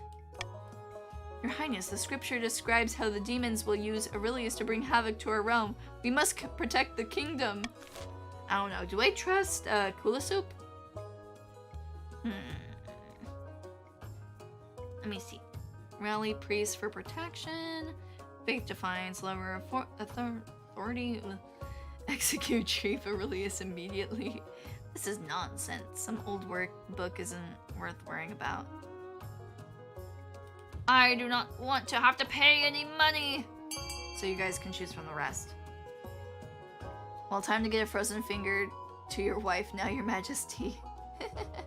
I'm a very trustworthy person. I don't know if I believe you. Anyways, begin your voting! How should the kingdom be protected against this potential demon horde? Rally priests for protection. Execute Chief Aurelius. This is nonsense. Some old book isn't worth worrying about. I like how Kula Soup wants to execute him. I knew it. Also, you married my daughter, so that was on accident. Don't trust some old Bible guys. Rally priest for protection. Let's do the nonsense one. Yeah, fuck that stupid book. Aurelius is most grateful to be spared.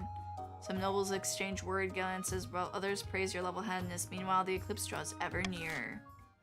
Okay, I'm a little bit worried now. Aurelius, why are you looking like that? Why are you laughing so menacingly? Wait a second. Cooler Soup, were you telling the truth? I feel like I've made a mistake. Oh no. Okay. He's just salty because he kicked Morale's ass. Nothing, now I can get the finger. How are you gonna get the finger back? I'm worried. That was supposed to be my wife's finger. Okay. Deep in the south, Grandy paces back and forth along the balcony of his hillside villa. Okay, when Aurelius spawns a demon horde, don't come crawling back to me. I'm told that progress is slow. How could they be so blind, trusting in that fool of a queen after everything she's done? Morale, why are you talking shit? The Grandy's aim is to raise other regions' combined defiance to 8 or more. No, I'm so good to my subjects. You'll never be able to get defiance up high enough. Never. Somewhere in the march, Baron F. Mandrake sits at the banquet, gnawing on a greasy chicken leg. He and his fellow plotters discuss their scheme between mouthfuls. The Palace Watch won't accept our bribes. The treasury's practically overflowing. They don't need our money. And I suppose they ran straight to the spy master to blab about too. Damn, our luck. Is this the end? The best investments are never profitable to begin with. We will bide our time and strike again when the queen least expects it. The Baron's aim is to lower the treasury to 1,500 or less.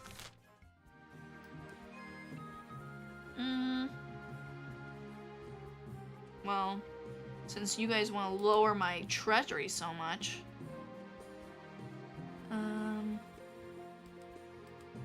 you know what? None of you are safe. Alright, actually, let's see.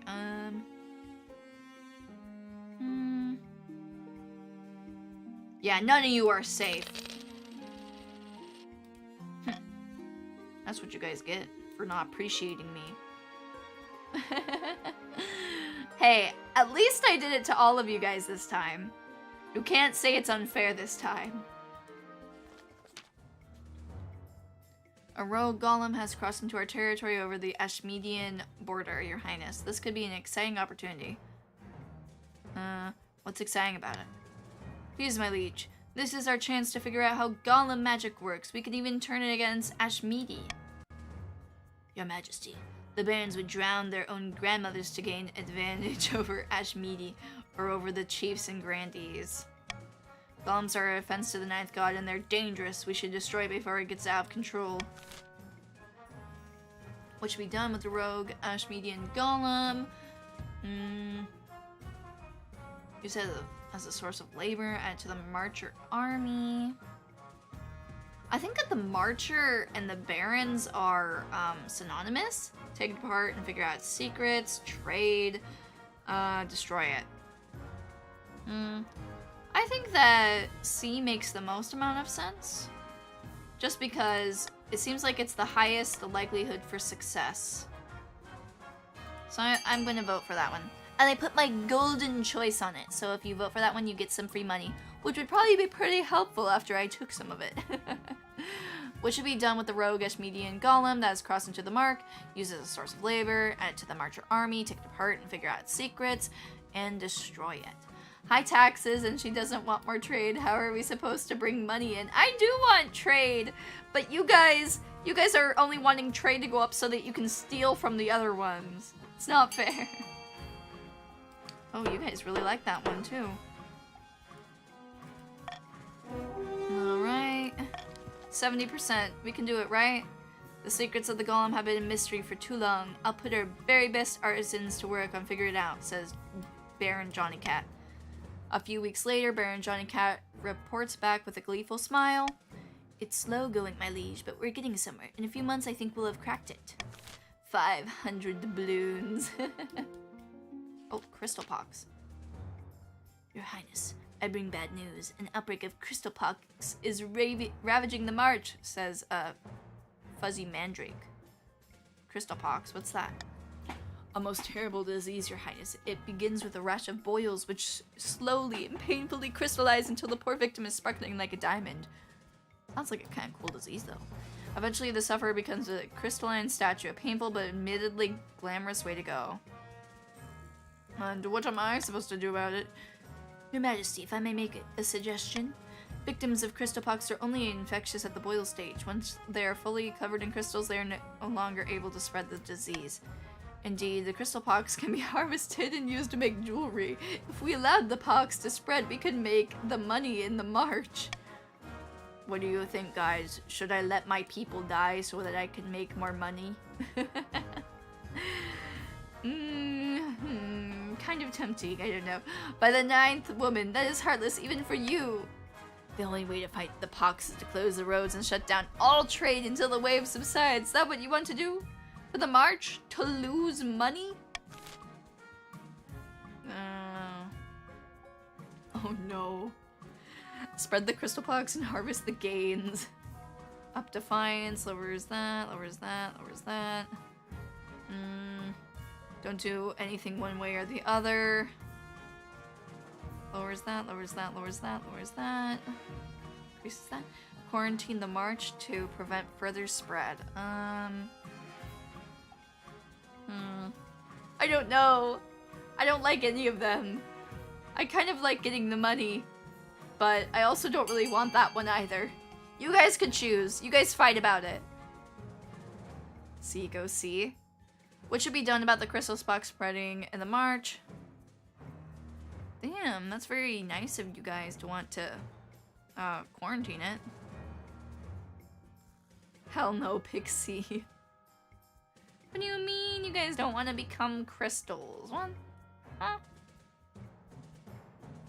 Damn, you guys are really protecting Fuzzy Mandrake and Johnny Cat from the scary disease. Oh, the trade went down. Let's see, is it still high enough for them to get that bonus though? Oh, it is. Blockades are placed in the roads leading in and out of the march. No one goes in or out. For a month, the crystal pox ravages the countryside. When the blockades are lifted, many fields lie fallow with no farmers left to tend them. Marcher villages are dotted with gleaming statues of the afflicted. But thanks to the council's quick thinking, the disease does not spread beyond the march's borders. Once the roads reopen, the barons harvest the gemstones from the quarantined dead and sell them at a tidy profit. You guys sold your own people? Oh no. Let's see the next one. Spy Master. Where are you guys up to now? Your Majesty, I come to you with a sensitive matter. What is it? It has been clear that the Queen Consort Casilda is utterly despised by the common folk. She can't appear in public without being mercilessly mocked. I mean, fair, to be honest. She is Cooler's daughter. Unfortunately, appearing in public is the only thing your wife is really required to do. I'm afraid that doesn't surprise me. The commoners find Casilda insufferable. Her speeches are rambling and self-congratulatory. I must admit, even I find her manner grating. This really was a mistake. Why? I don't like to pry in your personal affairs, but if your wife's popularity continues to plummet, she could be at risk.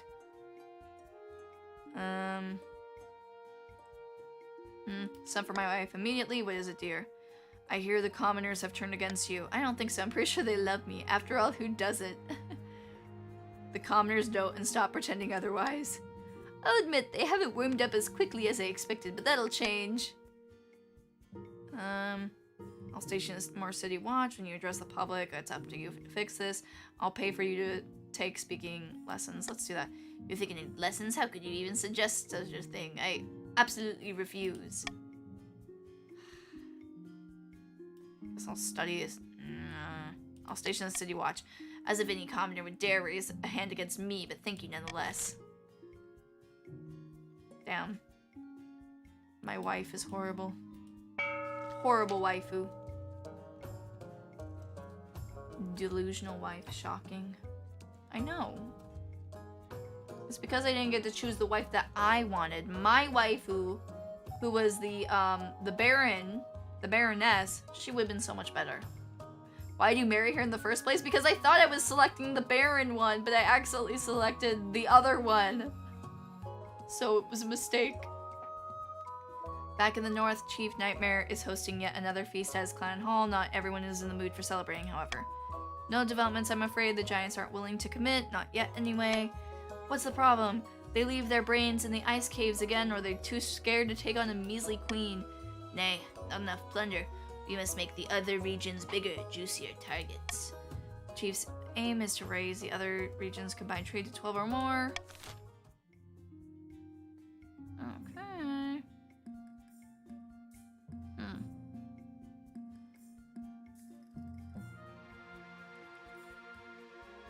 Okay, the monarchs marks their preferred voting option, and this gets one extra vote. Yeah, I guess I'll do that one.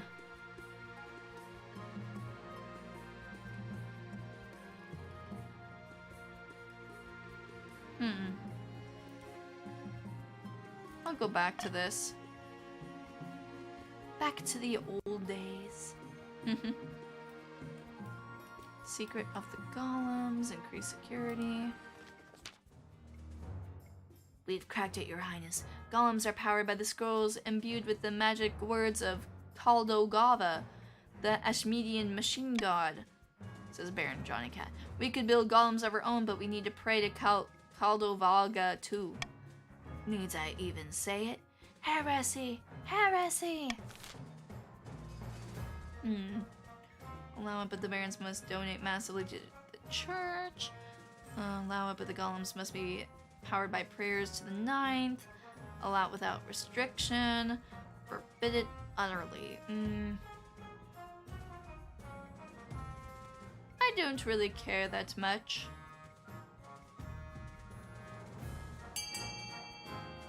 You guys choose. Fight amongst yourselves. Blame someone other than me. Should the march be able to manufacture golems? Allow it, but the barons must donate massively to the church. Allow it, but the golems must be powered by prayers to the 9th. Allow it without restriction. Forbid it utterly. Which will you choose?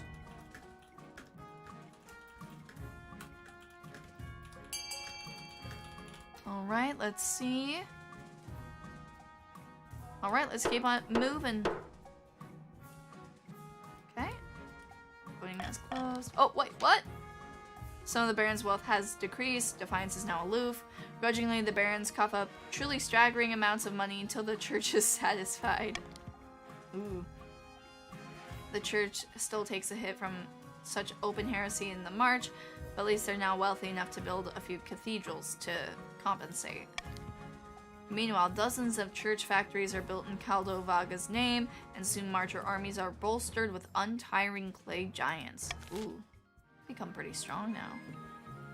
That was $1,500 , what the hell? I mean, you guys voted for it. It warned you. It did. Bad news, Your Majesty. Remember how you increased the security around your wife's speeches? Oh no, what has she done now? At her latest speech, the common folk pelted her with tomatoes and rotten eggs and dung and an entire turnip, which broke her nose. At which point Giselda lost her temper. She ordered the palace watch to wade into the crowd and started swinging their swords. Great, just great. Indeed, the common folk are on the verge of a full-scale riot. Send in Casilda to see me. We're gonna have to correct her. We're gonna need to discipline this hoe. I have no regrets. Those peasants got what was coming to them.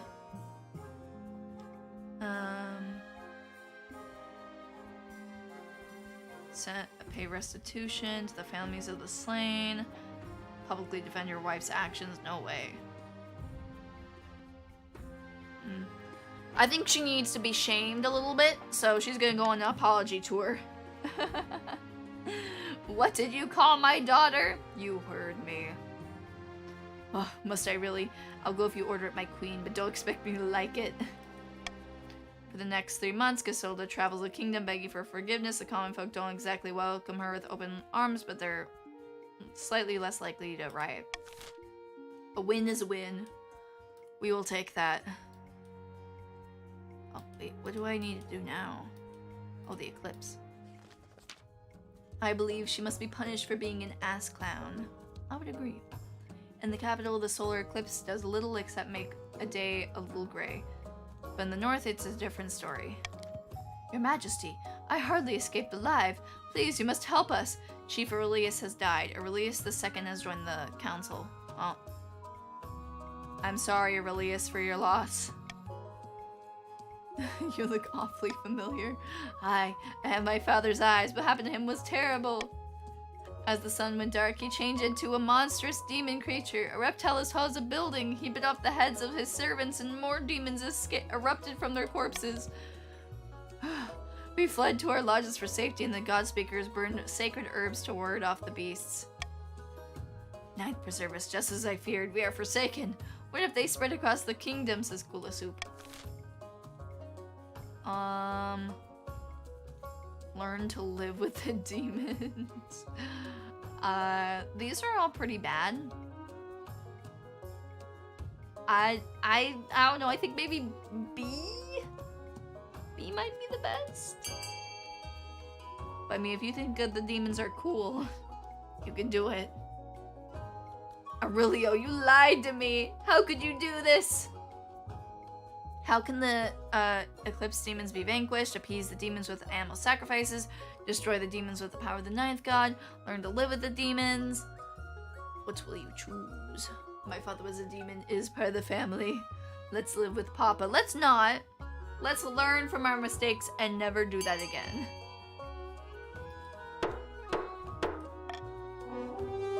How can they be vanquished? We succeeded! Let's go! Oh my god. We have been killing these challenges recently.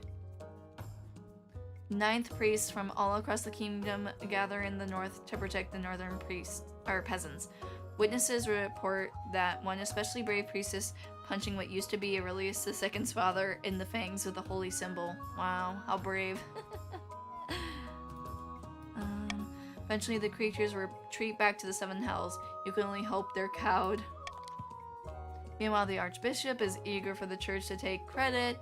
Peasants scramble to attend as many sermons as possible, keen to avoid anything like this happening again. Damn, their faith went up a ton. Huh. Are you using plot armor? No, I would never do such a thing. And besides, the last time I played this, I had horrible luck. It's probably just because my luck is turning around, you know? Your Majesty, these upstarts are saying they have a right to your throne. No doubt the nobles are already scheming to crown their region's preferred claimant. God dang it. Every last one of you. Let's do my heir. Your request for an heir is finally complete. You stand before the council holding a small child in your arms. Should I die, I ask that my crown be passed down to... Council hall is filled with nervous silence. I legitimize the natural born child, daughter, son. Let's have a daughter. The assembled nobles break out into a polite applause. By designating an heir, you've cemented the stability of the kingdom. Let's go! See, I remember last time I'd barely just gotten the heir before you guys had rebelled against me. Though the common folk may lose some faith in the church, seeing their queen's extramarital adventures being forgiven so easily, faith went down. Your Highness, may I be the first to congratulate you on legitimizing your daughter. What is her name? Says Chief Aurelius. What happened to your hair? Were you always bald? Poe, how do you win? Do you need 10 stability or something? I believe I need to have high trade and I need to have an heir. And I think that there's some other requirements that need to be met as well. I'm not totally sure. Your win conditions are definitely more clear than mine. I don't even know what my trade has to be at. What is her name? Oh. Now what a name. Poneko the second. Do you guys like that name? Oh, I love that. Poneko the second. Not Poneko the fourth, Poneko the second. The gods are good, your greatness. I'm sure little Poneko the second will grow up to be a chip off the old block. Isn't that Poneko the fourth? No, that's not what the fourth looks like in Roman numerals. It's the second space second. Like I said earlier, cheating on my daughter is crazy. This was before your daughter was even around, okay? Congratulations on finding an heir. Now you just need to fulfill your ambition to win the game. Expect a visit from the Spy Master soon. I need to fulfill my ambition. I need to make the trade go up. Poneko, the 2 and 2 equals 4. Yeah, but this is what the Roman numeral for 4 looks like. As usual, Casilda has spent the day in her laboratory as far away from you as the palace walls allow. After you've eaten your separate dinner, she barges in with a face like thunder. I thought that being married to the queen would be all delights and luxury. Not this. I deserve far better. Poneko, I insist on divorce.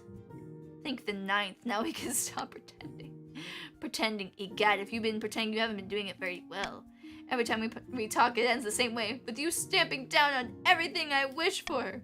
This was never going to work. It's over for good or ill. I called the Archbishop to witness the divorce ceremony. Good riddance. Good riddance, cooler soup.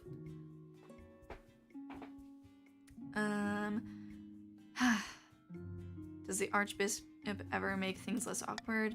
I live to serve your majesty. Alright, let's get this on, your majesty. You can't divorce me. I'm divorcing you. Very well, you are now divorced in the eyes of the kingdom. Thank the ninth. Soon Casilda is ready to leave. What a relief. I thought I'd be stuck here forever. Well, adieu. And she's gone, leaving you in the palace with no one but little Poneko the second. Your honor guard, your huge household of servants, the palace watch, and your inner circle of advisors, practically alone. Word quickly gets out and the kingdom is shaken by the news. In the capital and beyond, everyone's gossiping about what happened. I will never make the mistake of marrying the wrong person again. Jesus. By ninth, your highness. Grandee, Kula Soup, you rejected my dear Casilda, my own blood. This is an outrage. I've been crying all week. Well, good. I and my felder... It was sarcasm, Kula Soup. You just don't get it. I and my fellow grandees worked hard to put a dowry together for poor Casilda, tailor her outfit, and prepare the feast. Now that the marriage is dissolved, I petition the queen to refund the cost of the wedding. Yeah, I don't think I'm gonna do that.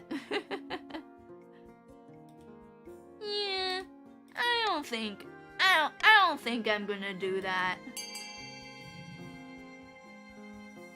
You'll get the farm animal, or you'll get nothing! Nothing! That's right. Anyways, get voting, you guys! Should the cost of the wedding be refunded to Grandee Kula Soup?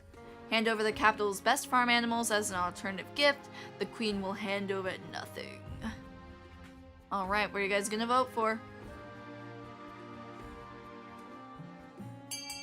Well, you'll see. Thank you, barons, for voting to have me do nothing. I appreciate nothing. Give them nothing. I don't want to, but I have to. I'll give them one of our finest cats. Oh, never mind. It failed. No. The fields surrounding the capital look pretty enough, but the farmers do not have the animals to spare. Point blank refuse to get them away. In the end, you have to apologize to the grandees for the awkward situation. Their grumbling only grows more angry. Ooh. This is not good. Meanwhile, Kula Soup is forced to put Casilda up in his estate, which turns out to be a great expense. I told you, Kula Soup. She's a leech. She's a leech, just like you. The servants hate having her back, but that's no longer your problem. I need to get my authority up. Everybody's pretty happy, but the people don't respect me. Grandee Morale rushes into the council chamber, breathless and in disarray. My old gods, you look like you haven't slept in weeks. Nightmare.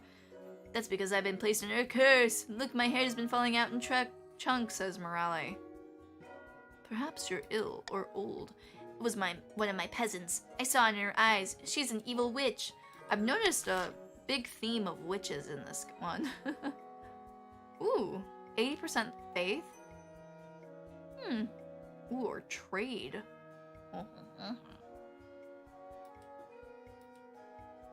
Wealth goes up or down. Trade goes up. I'll vote for the trade up. I think as long as we do A or C, we'll be okay. So it says, how should the council deal with Grand Morale's curse?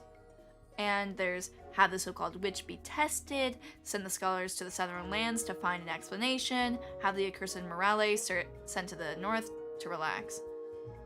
Alright. You guys are open to that? So the wealth going up or down, and trade going up? Voting has closed. Verily. Yes, that would be wonderful. A change of pace. Some fresh air. Perfect. The gods are good. Be sure to bring plenty of coin. The trip is a resounding success, with Morale and their entourage praising Nightmare's hospitality. The North soon becomes a popular destination for those looking to improve their health.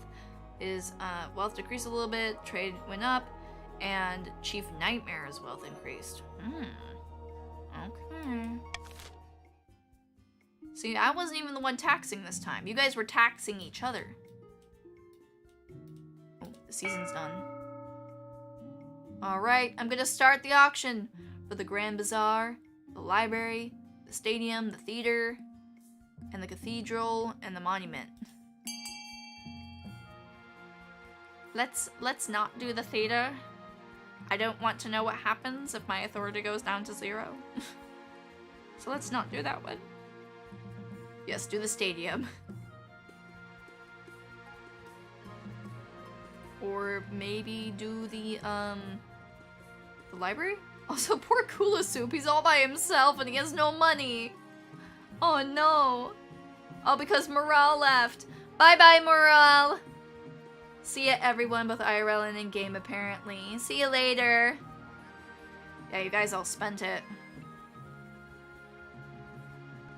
Hit pledge to repeatedly increase your bid.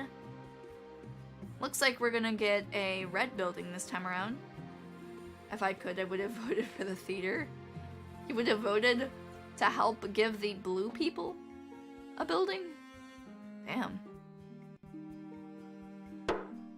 Okay. Time is up. I swear, I want to play in one of these games one of these times when I'm a noble. I like being the queen, but being a noble sounds fun too. But now I'm broke and I have no friends. Quick, Pomodachis, when have you joined? When have you joined the game and help Cooler Soup? He's lonely. He has his horrible daughter living with him now though, so he's a little less lonely. But still. This morning you'll be cutting the ribbon on a new library, then giving a speech at the gardening festival. I prepared some inoffensive jokes about flowers for you. Tell me a flower joke. Someone's been secretly adding concrete to the soil in my garden. The plot thickens. Oh, relax everyone. I'm just pawing your leg. That's so bad. I think those jokes are deplorable. Very good, Your Majesty. See how I laugh. Hang on, isn't there a council meeting today? Well, yes, Your Majesty, but the nobles told me you weren't attending council meetings anymore. What? Which one of you lied? Also, I'm going to turn back on my model because my phone has had some time to charge. So, let's turn this baby on, and then Mini Neko shall disappear for a little while. Okay, I'm gonna keep on playing until it turns on. It's an Apple phone. It takes its time to turn on. Oh, so that's one reason for the model. Yep. My phone died, but you will soon see that my regular model also has a smaller neck. I said no such thing. Oh dear. Quick, let's head to the council hall. We might catch them before the session begins. Oh, Your Majesty, forgive me for not bowing. We didn't expect to see you here today. Yeah, because you didn't tell me, and you lied. Cooler Soup. Let's log in. Do not take offense, Your Majesty. We thought you'd be relieved to have your reins of power taken from you. You did not. That's cap. Let's turn on you. And turn off the Poneko mode. There we go. Eee, I'm back! And Poe's normal head is arguably bigger. Yes. See? I got the pencil neck. I am your queen, damn it! Probably because my authority went down. By all that is holy, Your Majesty, anyone can see that you're not fit to rule. Let us take care of things from now on. Would that be so bad?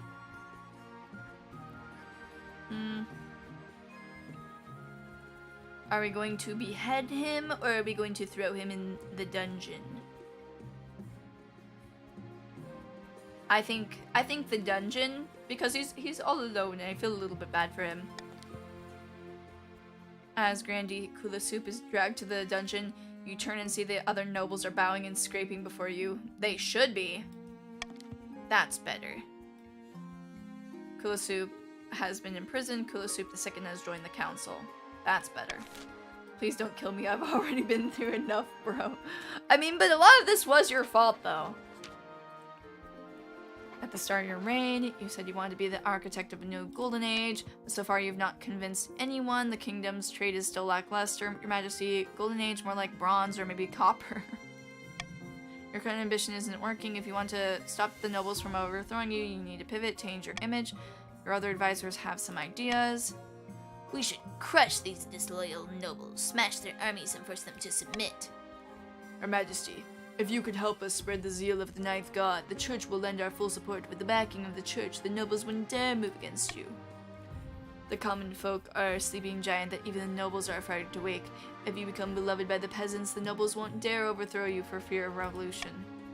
Here's another idea. Declare war on the Ashmedian Empire. The nobles will forget their schemes if you win.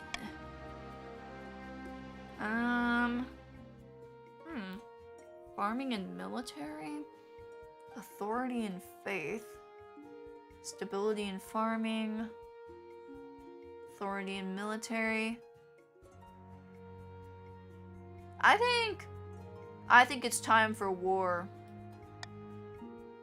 A wise decision, Your Majesty. I've already taken up the liberty of contacting the Ashmedian ambassador. You guys gotta get your farming up, though. My troops have to eat. Greetings, Your Grace. I'm here to discuss the terms of our upcoming war. Negotiating the Empire's surrender, I hope. No. The Ashmedian Empire is far larger than your kingdom. Didn't you wonder why we never crushed you like a bug? It's because we're divided by internal conflicts. It may seem that the Empire is ruled by its emperor. In reality, Ashmedes is ruled by its generals who battle endlessly for control of the capital. So why are you here? I'm here representing General Thalakanth, whose lands are safely distant from the border. If you were to invade, all we ask is that you send us your signal.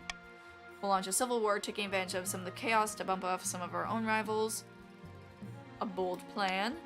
I will leave you to think on my words.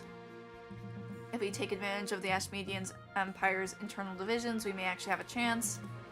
Damn it, Marshall! I thought you thought this would be easy for us to win. This is turning out much better than I last played. I know it is. I feel like everybody is kind of tied right now. If you be our oldest enemy, that would shut the nobles up for good, but winning still won't be easy. Your priority is to raise the kingdom's overall farming and military as much as you can, and of course there can't be an open rebellion among the nobles. Okay. Horrible haunting. During a meeting with the council nobles, a commotion erupts as Grandy Kulasup lets out a piercing scream. My eldest god, God above, it's here, it's here! He faints, falling to the ground with a crash. By ninth god, someone fetch water! What's going on? A servant runs for the water and holds it to Kulasup II's mouth. What's going on with you, Kulasup? I thought I'd be safe from here, but alas. When we built the cathedral on my lands, some manner of specter was disturbed, and it's made me its target. Why would a ghost care about you? Ugh, are we really entertaining this nonsense, says Aurelius. I hear voices, Your Majesty, little pinpricks at the back of my mind. Just now I saw a horrid gray shape hanging over me. Its face a rotting mask. We're too old for campfire tales, Kulasup II. I beg you, Your Majesty, and gathered nobles, come to my aid. We must banish this wraith.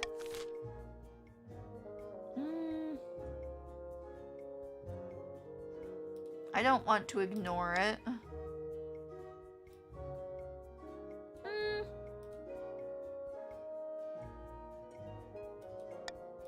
I think A or B would be good, but I'm not sure which one's better. 60% seems like a pretty good odds, and we've been rolling pretty well tonight, but B might be better. I don't know. I'm gonna let you guys decide. Probably just don't do C. The last time you ignored me, a demon took over. I don't want to ignore you this time! Love how my character would be so much me with all this spiritual nonsense. I guess everybody's characters are pretty accurate then. Okay. I guess B wins. You summon the chief architect who nods thoughtfully when you explain the situation. This sort of thing's an occupational hazard when building on historical sites. Keeps you on your toes, doesn't it? Find out who or what this ghost is. Of course, Your Majesty. I'm sure it'll be easy enough to sort out. He hurries away to Quail University to delve through the records. You can only hope Kula Soup II's troubles do not get worse in the meantime.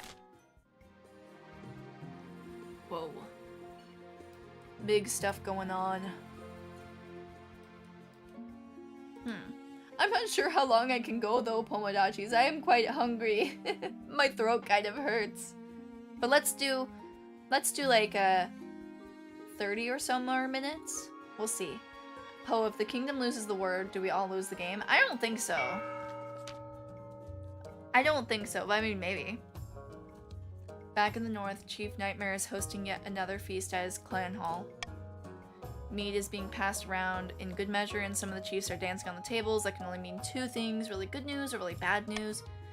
Caleb X the Ninth, pass me the drink, you old lout. I'm drinking until my ancestors feel it. Were those ice giants I saw on my way through your lands? Have we really done it?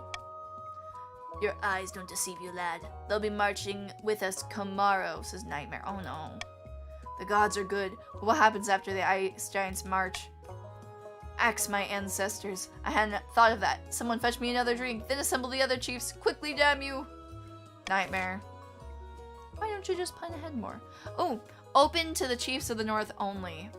Let the ice giants fight alone and swoop in the king's rescue. Goal lower authority. March with the giants and devastate the kingdom. Goal lower stability. What are you guys going to do? You need to vote! If you're a chief, please vote!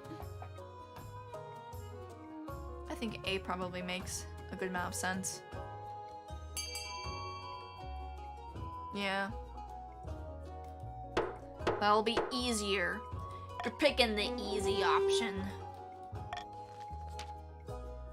Devious, brilliantly so. Why, it's almost dishonorable. Don't get too excited. If the queen the queen must be too weak to mount a response. If all regions united, the giants might be thrown back into the north with ease. Oh gods, can a man enjoy his drink without being warned about consequences or plans for 5 minutes? You should be thinking about the consequences more, Nightmare. Maybe then you wouldn't have been killed. And lost all your money. For the final stage of their scheme, the chiefs must lower authority to 1 or less. Jeez, I'm slurring my words now. I'm eepy. I truly am eepy. Defiance +1. Minus 700 in the treasury. Plus 700 wealth.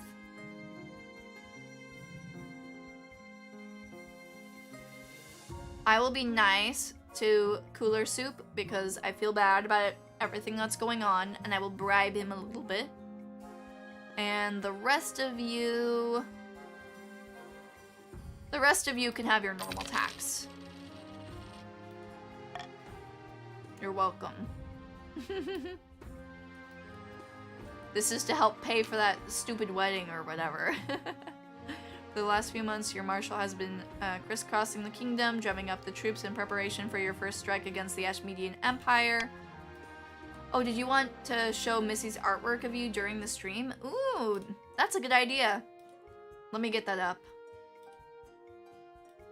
Where is Missy's pretty drawing? Yeah, Missy did a very, very pretty drawing of me for the anniversary, and Johnny Cat actually commissioned it. Let me get it. Do I have it in the Poneko Hall of Fame yet? Oh, I didn't put it in yet. Johnny Cat, do you think you could PM me the link to it, and then I'll put it on the stream? Today at last, she's returned and she's brought one of the grandees with her. I wanted to follow Opamadachi to make it. I know, and she did such a good job. Your Majesty, the nobles are proving reluctant to commit their soldiers to your cause. They've sent a delegation to speak with you. Your Highness, of course we all support a war with the accursed dogs of Ashmedia. Of course we do. We're more patriotic than anyone. Good Kula Soup. But we're concerned about the harvest. Your marshal is telling us to raise all of our able-bodied levies. If we do that, who's gonna gather the crops? The kingdom could starve. The damn peasants will just have to tighten their belts. Couldn't we just tell the peasants to eat something else? Cake, maybe? Your Majesty, without harvest, there is no cake. Let them eat cake, though! Just damn cowardice, if you ask me, Your Majesty. But all the nobles are echoing this nonsense. The fools are worried about going hungry for a few years. Until we can persuade them that their kingdom will survive, they won't commit their full forces to our banner. Assure Grandy coolest soup that the kingdom can survive a few bad harvests. Let's convince them. Yay, we did it! The coin flips have been on our side. By the 9th, Your Majesty, you're right. The kingdom can survive a few hungry winters if it means teaching those Eshmedian bastards a lesson. That's the spirit. I trust we have the backing of the Grandees in starting this war then? Yes, Your Highness. Let's do this. Let's go. Looks like bribing was the right option. One by one, your marshal approaches the nobles of the council, seeking their approval for the launch of the war against Eshmedi. Aye, right, Your Highness. The chiefs never back down from a fight. You have our axes. When it comes to war, you can rely on the barons, Your Highness. Let's go give the Eshmedians a kicking, says Johnny Cat. You guys are all so sweet. What? Why weren't you guys this sweet earlier? Well, let's hope my son and daughter don't starve. Your daughter might, with all that eating she's doing. Huzzah, let's go to war! I like the enthusiasm, but it's been a long time since the kingdom mobilized so much of his army. We need to ensure they're up to the task. I'll assemble the troops at once for war, Your Majesty. When your marshal returns to the capital a month later, she's at the head of an army. The soldiers set up camp outside the city walls, their armor gleaming crimson in the light of dawn. Inspect your troops. Succeeded. Very nice. Oh, also, Johnny Cat has the artwork by Missy, so let's put that up really quick. So this is by Rose Darkling on Twitter, otherwise known as Missy. She is one of the heads of the Funamusea Okigam wiki. Where do I want to put this? I think over... I want to make sure that Defiance doesn't get covered. I'm going to put it in the corner over here for now. It's so pretty. And she drew the Pomodachis too. Praising me, of course. Send the link of Missy's post. Yeah, let me send that as well. There it is. Go give it a like. The camp stretches for miles outside the city. The ground has been turned to mud under tens of thousands of boots. As you approach, you're greeted by an awesome sight. Rank upon rank of hard-faced footmen, holding swords aloft, knights on their horseback, their plate mail glinting, archers and crossbowmen training furiously, hitting target after target. I'm reading this so poorly. I'm sorry, Pomodachis. I'm the Eepee. Wait, we're hazmat Mogekos? Sort of. I guess you do have sort of a Mogeko shape a bit. But it's not exactly.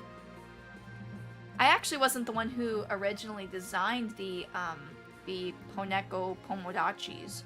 That was somebody else. That was a Nekai? So maybe she was inspired by the Mogekos. I don't know. Beautiful, ain't it? Let's bring Ashmedes to its knees. Blood, blood for the 9th god. Your soldiers let out a full-throated roar. For the kingdom, for the queen. The army is a vast, stinking, hungry monster that swallows up the landscape as it marches south. When you arrive at the border, your soldiers spill across like a flood, sweeping away the surprised Eshmedian sentries in their path. Tell you the truth, you don't see much fighting. Your job is just to give inspirational speeches before the battle starts, wave a sword around, then duck back into your tent. Despite that, or because of that, your first Eshmedian campaign is a huge success. By the time you return to the capital for the winter, you've conquered almost 100 miles of territory along the border. Let's go! Let's go, nobles! We're teaching those dogs a lesson. As the city gates open, you're greeted by a rush of joyous sound. Clapping, cheering, peasants are throwing roses at your carriage. Trailing behind you, of course, is a retinue of wounded soldiers nursing deep-seated trauma and grieving their lost comrades. The peasants largely ignore them. All hail the queen, the conquering hero. I'm gonna wiggle the sword. Several peasants swoon in delight. Oh, I'm so cool. Almost as cool as this drawing of me by Missy. As you step back into the council's presence for the first time in many months, the nobles all look up to you with trepidation. Welcome back, Your Highness. Let me be the first to congratulate you on your victory, says Aurelius. But now, we can get back to the business of ruling. There are many votes that need your attention, says Baron Johnny Cat. Always ever enterprising, Baron Johnny Cat. These small matters no longer interest me. But what about democracy? The Constitution? Did the Queen misspeak? We may have won victory, but Ashmedes will strike back, and strike back hard. We don't have time for votes. We need to prepare. And if you squabbling bastards don't unite behind the Queen right away, you'll wake up next year with Ashmedian soldiers in your bedchambers. Do I make myself clear? Crystal. I thought you would understand. Johnny Cat. Ain't bald no more, and the first to congratulate again. Yes, she is the Pobo Pomodachis. Poneko, I am democracy. I am democracy.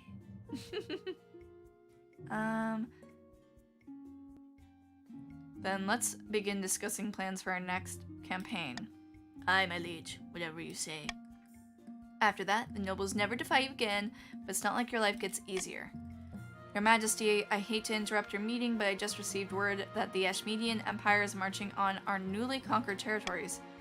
They're sending in 30 regiments. We need to mobilize immediately. With a sigh, you head back to your chambers and begin strapping on armor. Here we go again. I win! I did it! Yay! I win, I win, I win, I win, I win. Good game, everybody. Good game. That was a close one. That really was. I think that everybody was pretty ahead, right? And it was just my strategy did the thing.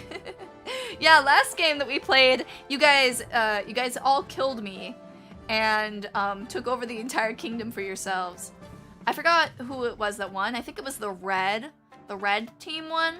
I don't exactly remember who was on the red team though. But let's read about my fantastic win. Too bad I didn't join early enough. Do you think you could have switched it around if you would have been there earlier? Maybe so. The Grandees continue to throw accusations of witchcraft and heresy at their enemies. Everyone gradually learned to ignore them. The chief's agreement with the ice giants fell apart, and the giants ended up attacking the north instead. You guys shouldn't have been working with the ice giants. What'd I tell you? The subsequent war kept the chiefs too busy to worry about the matters of the throne. The barons' attempt to worm their way into the palace was uncovered, and a number of arrests were made. Baron Mandrake ended up his life chained upside down to a dungeon wall. Oh no! Poor Baron Mandrake. Queen Poneko II's reign spanned another 15 glorious years, mostly spent fighting in foreign fields. She conquered land from Tallinn and Ashmedes, lost it, campaigned to get back. By the time the old warrior died, she was battle-scarred and celebrated as a hero, but most of all, she was tired. Let's go! Game length, 2 years, 9 months, from year 948 to 950. Spouse, none. Yeah, I left that bitch. Successor, Queen Poneko II. Oh, well, you know, I was only able to win because I had such a wonderful daughter. Queen Poneko II. Let's see, nobles. Wealthiest noble was Nightmare. Wow, surprising.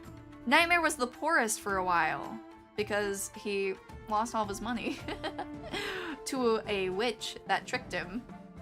What did you call my daughter? Go cry about cooler soup. I win, you lose. Poorest noble, Chief Caleb the 9th. Sorry, Caleb. Kingdom. Stability was 3, treasury 3,400, stability 4, and then these are the final stats. I wonder who has the highest stats overall. Pretty good.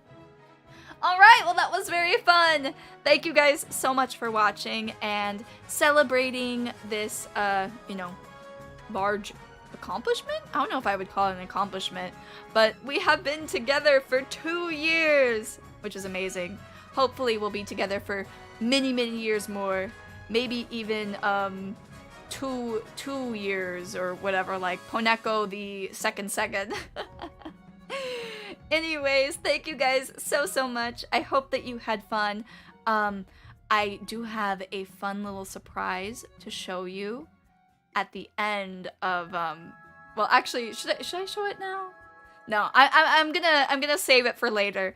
But there's going to be a duet cover with me and Mujou coming out very, very soon. So keep an eye out for that. We're gonna coordinate exactly when it's gonna be released, and it will be marvelous.